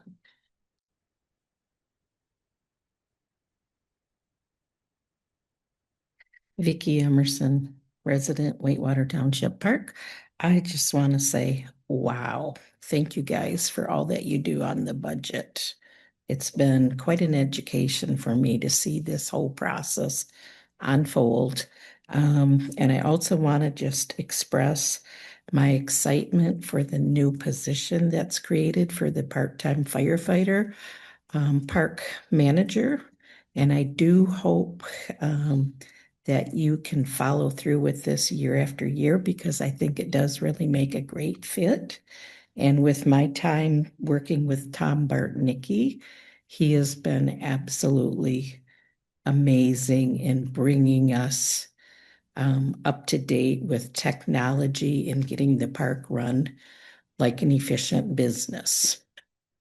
And that's my comment. All right. Thank you. Thank you. Okay, now we're to any board comments, discussion. I have a couple. So few meetings back, we discussed having the treasurer department do the ACH payments, and I'm all for that. And I did receive a schedule or a copy of the vendors from Wendy to do that. But also on there were the tax payments to IRS and state. And so one of two things This is either need for to the happen. So procedural payroll. thing, not a board meeting. So can you state what your concern is, Wendy, so everybody can hear? Procedural, come to me outside of a public meeting. This is some, it's nothing personal. This is something, if you'd let me finish, that it was something that we discussed as a board, and I just want to make sure we're all on the same page. So that's the only reason why I'm bringing it up. Now is a good time to do it. I'll So have you continue. thank you. So one of two things either need to happen. I thought that we had previously discussed that paying these payroll taxes as a part of paying payroll or doing payroll. It is definitely in the best practice of most payroll companies and processors to pay the taxes immediately following payroll processing. You have all the information right there. It should be boom, boom, done. I don't mind doing it, but that would mean this is not a typical ACH. These are payments that have to be made on the websites in particular, and there are account numbers and website login and all of that. That I would need from Wendy to make those payments. And I would also be concerned about, our schedules not being the same. So there's timeliness issues. I just think it should be done as part of payroll. So I am suggesting to the board that we do allow Wendy to continue paying the IRS and the state and federal payroll taxes as part of the payroll process. Any payroll company that we would hire possibly in the future, or any payroll processing company that does payroll, they do the taxes all in one fell swoop. It should just be done together. So my concern is if this gets passed to our department is timeliness and not having completely accurate information. I'm used to looking at payroll and having all that information right there and just being able to do it. So that is. Okay, so I cannot immediately recall if we made a motion or not. I would have to research that and see if we have to rescind and make a new motion or not. I guess, could you research that since you're bringing this to A us? motion for. I don't us- remember off the top of my head at the meeting. I recall discussing it. I don't know exactly when. It was sometime in the last 2 months. So the question is, I do not remember if this was a casual conversation or a recommendation for improvement, or if this was a motion that was voted on. Are you talking about just about ACH payments?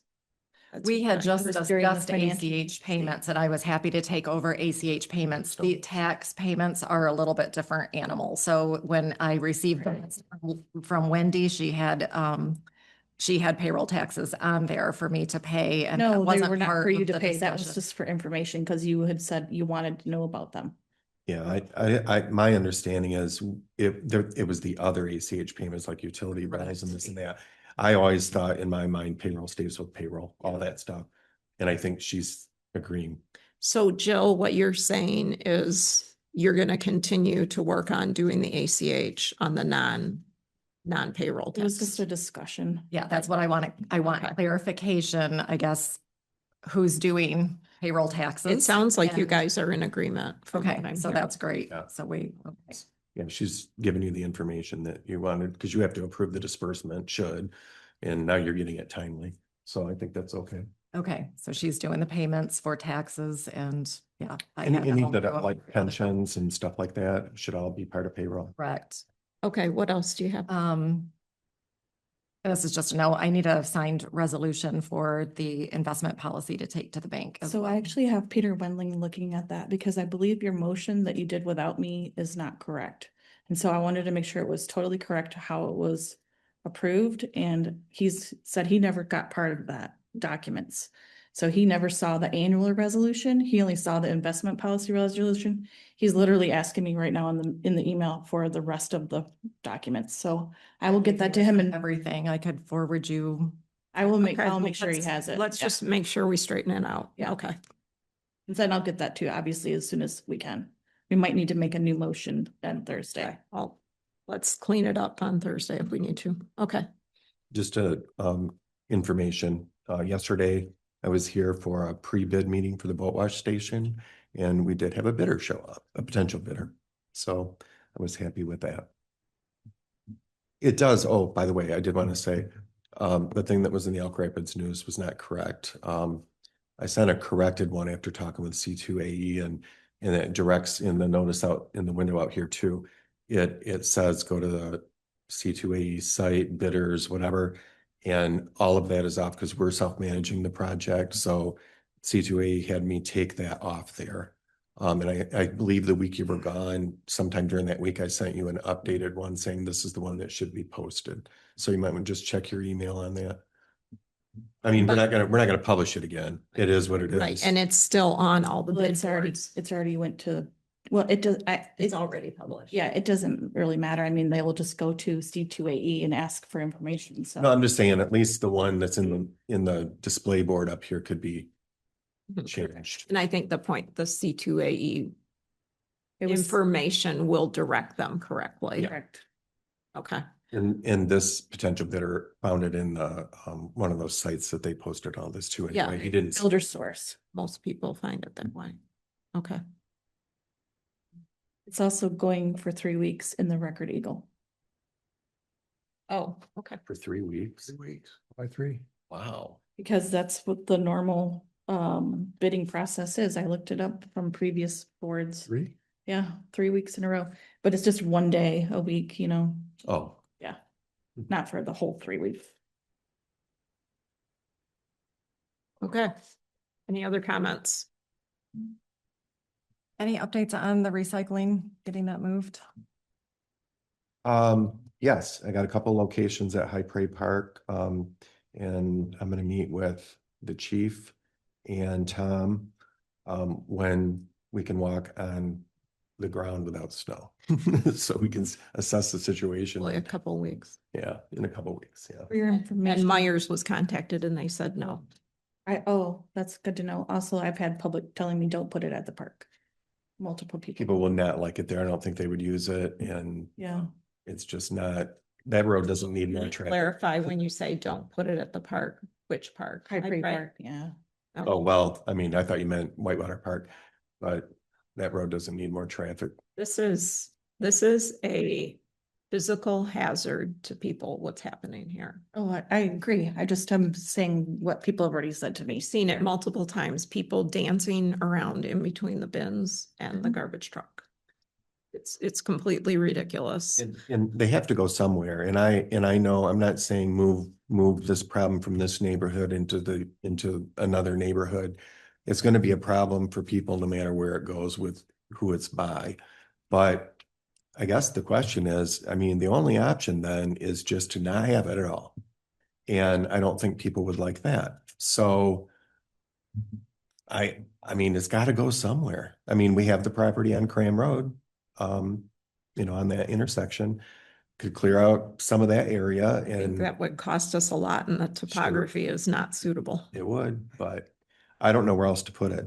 Well, the other thing I would say is that the whole reason these bins were being emptied at night, according to GFL, is because there were too many people and traffic here during the day. And even the driver noted the safety problem. So that's what resulted in the 3 a.m. emptying happening here. And I just think We'd stop that though, right? they have stopped it, but it's a no-win situation They at this just, property. they just told Kim today that I they're coming know. back. Yeah, Okay. they 3 a.m. didn't, yeah, and they didn't empty today because again, there was a conflict with vehicles. So we have conflict with vehicles, we have conflict with people getting potentially hurt. Right. And, put yourself in the shoes of the man operating the truck. I would quit immediately. And so, yes, I think it comes down to try it at the park to try and improve the situation. We own the land. It can be easily driven up to and not be, jammed up in the back of a parking lot. When you say park, what parkland do you mean? Yes, Which the park? High Prairie. Which park, in the park itself? Yeah. on the property. Yeah, we have two areas, right, that you were looking at. Mhm. So an area off of Elk Lake Road and also an area off of Old 72 that could be utilized. So we're gonna go check that out and come back to the board with a recommendation. Yep. Okay, then I'm going to make a motion to adjourn. Second. Motion made by Slopsma, seconded by Milnick. All those in favor? Aye.